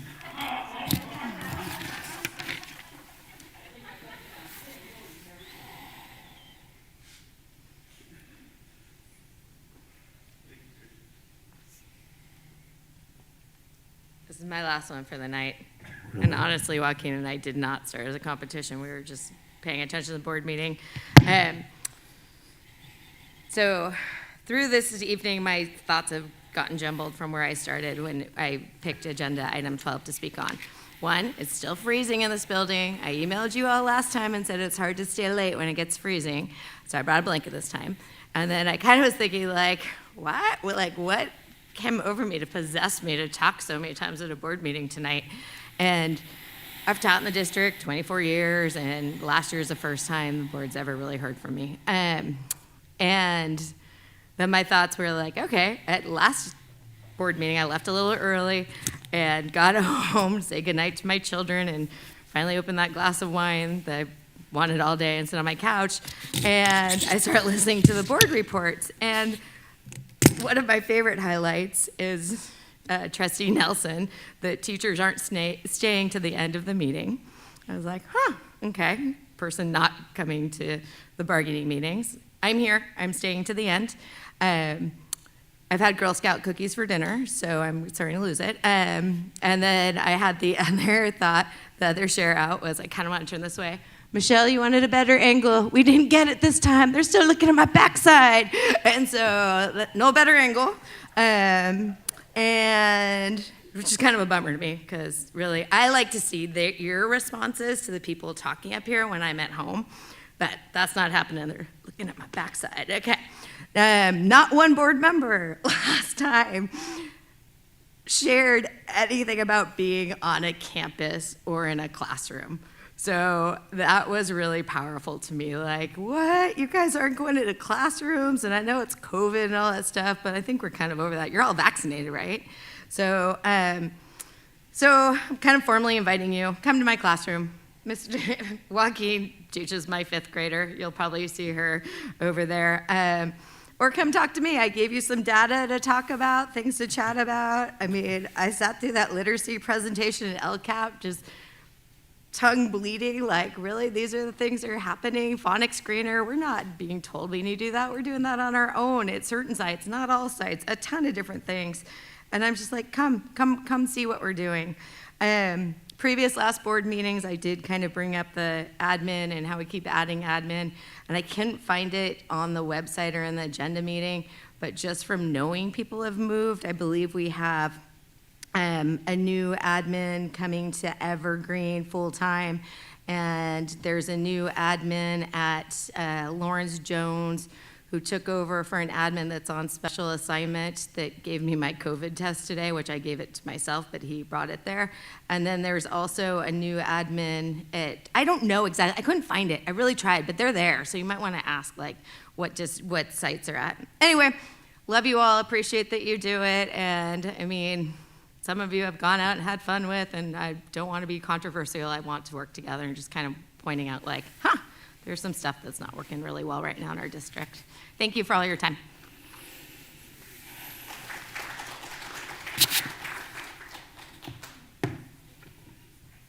(12A) Board member reports and future agenda items. Michelle? So when I decided to run for school board, I did it for my son. And I choose to stay on the school board for all of the children. And I knew when I signed up for this, it wasn't going to be easy. I wasn't going to make everyone happy. People are going to be angry at me. People are going to be mad. I'm not always going to be able to explain the why. But I will always do this with integrity and respect. My family, however, has not received the same integrity and respect that I give to our community. It is absolutely inappropriate and crosses the line to approach my child at school. And this has happened 3 times in the last couple months. It absolutely crosses the line. If you think you're doing it because it's going to sway my vote, I guarantee you that's not going to work. If you think he's going to be able to come to me and convince me otherwise, you now have a child that doesn't actually want to come to school. And if you think he has any say in what I do, you don't know me that well. I fight that very hard to support anybody that would use my child to try to sway my vote or my opinion or anything in this matter. Marketing 101 tells you to know your audience. So I'm going to give you a hint.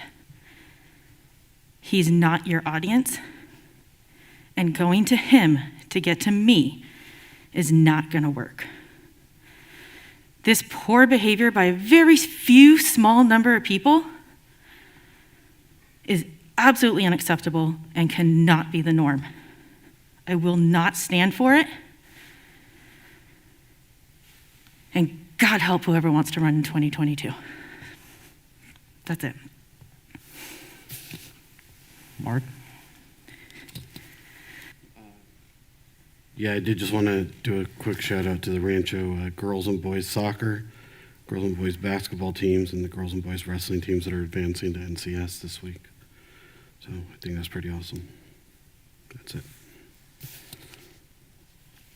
Krista? I just want to say, Michelle, I support you 100% in what you said. It's absolutely inappropriate for anybody to go to your child, to question your child, and it won't be tolerated by this board. I don't think any of us would allow that to happen to anyone's child. Have an issue with me, that's fine, but don't go after someone's child. Beth?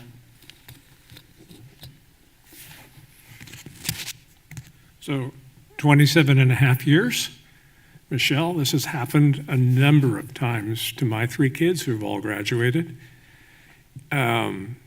So, it's kind of ironic because we're starting the second wave of the Brown kids into this district. And we're looking, my wife went to a orientation as a grandma today at Hahn and was just delighted about all the programs and stuff and things. Except my son is very protective of his daughter, and in his questioning, whether or not he should send his daughter to our district because of his protectiveness. And I assure him that maybe I'll just get off the board and then they can't target his daughter for that issue. And I hope, and I look at the instances where those few individuals used poor judgment and went after my kids. And I don't think that represents the majority of you. I think that represents a few bad apples. And you folks need to go talk to those bad apples and straighten them out, because it's unacceptable to pick on a kid. They want to come to me, come pick on me. That's fine. So this district has lots of great things. We have lots of great programs. We have lots of great employees. It's sad that a few people have to give us a black eye for an incident like this. So, but going back to Han, my wife just, she says, hey, the banner's still up in the multipurpose room that I made. So that's been a few years ago. Yes, as my youngest, who is 35 now. And we won't talk about the oldest that's 43, but anyway, it's been a few years since they've been there. So great programs, great things, and I just have to convince my son that this is a great place for his daughter to go to school. So thank you for everybody for everything they do.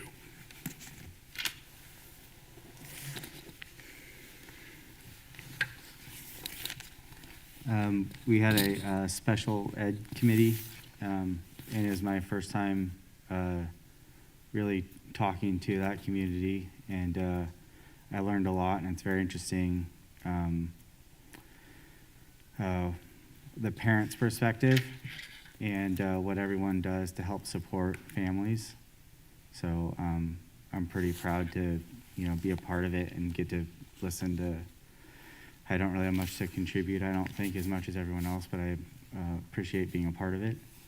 I appreciate all the public comment, because it, at first I thought, man, it's going to be a lot, because I was getting screenshots and people were calling me about the stuff that was on Facebook. And but it's nice that people are involved in talking about things and sharing things. And maybe it might be started out as a tactic, but Tracy Ewing's, what she brought up about the reading, like the walk to read, I really appreciate that, because that was something that my kids did at Han. And I don't know the data, I'm not an educator, but I always was really proud and happy that the schools had that. And I hope that we're able to bring that back, because I know my kids talked about it, and I have a hard time reading sometimes, so I would always get really tired reading. But my daughter, she reads a lot, and my son reads more than I did. And I believe it's because of Han and the Walk to Read program. I'm sure, like everyone else, I don't want to strike, and I don't want people to feel that they're unappreciated. It's really hard, like an internal struggle for myself to talk to people, and I have talked to people personally on the phone, and I've met with people. And the one thing I do ask is, show me how to get there. Show me the questions to ask. And I wish someone would help me get there and show me how to get there, not just pay the money and figure it out later. Because I know that if I did that at my house, it wouldn't work out. I want to be responsible, and I want to make the right decisions that don't put us in a bad spot. Because my first year, we were at a deficit with a qualified budget, and it was a gut-wrenching feeling until we got out of it. And I don't want to be in that position, and I don't want to leave having the district in that position. So I would like someone to show me how to get there, show me how to pay the teachers what they're worth, and to be fiscally responsible, and not just find the money or pay the money and figure out the rest later. And I'm not trying to be sarcastic, it's a real honest plea, because if someone were to show me how to do it, or what questions to ask, or what to do, I would do it. And I have got my information, and then I talked to John, and I talked to Myra, and it doesn't always make sense to me. So if someone could help us out and show us the way, I like the logistic way, the actual way. I would love to see it, and I'd love to be a part of it.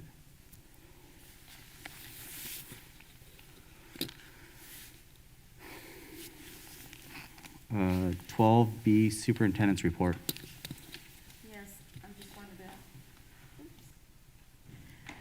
It's been great the last few weeks meeting with our principals, and we are in the mid-year review process similar to what we're going into for my evaluation. And we're talking about the wonderful work going on at the schools and really looking at data to see how our students are progressing. So those meetings have been going on, and they've been very valuable to learn what's going on at schools.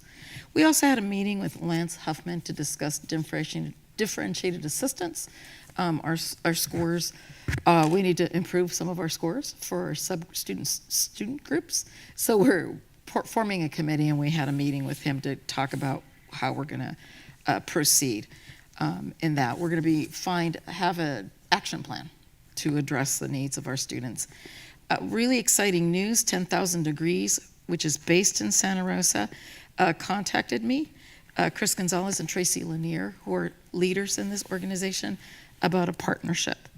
And what they do is they mentor students, underrepresented students that don't have college maybe as an opportunity, and they work with them and they mentor the kids starting their senior year. Prior to that, they have a summer event, and then they mentor the kids through university. Oftentimes students of color struggle to get through the university. Sometimes you're the only one.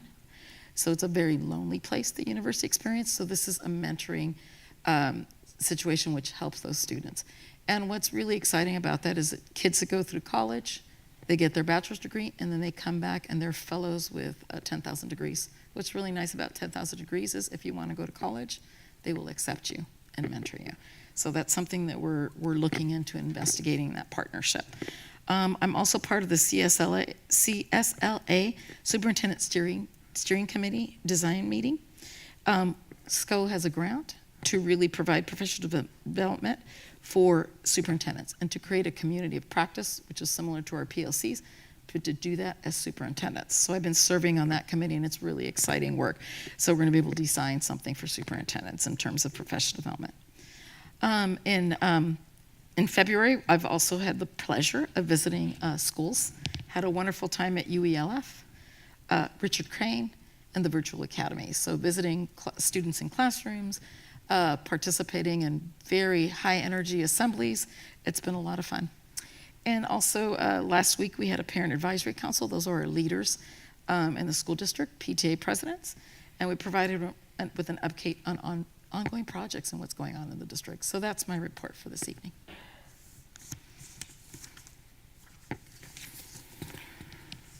Thank you, and we'll adjourn this meeting.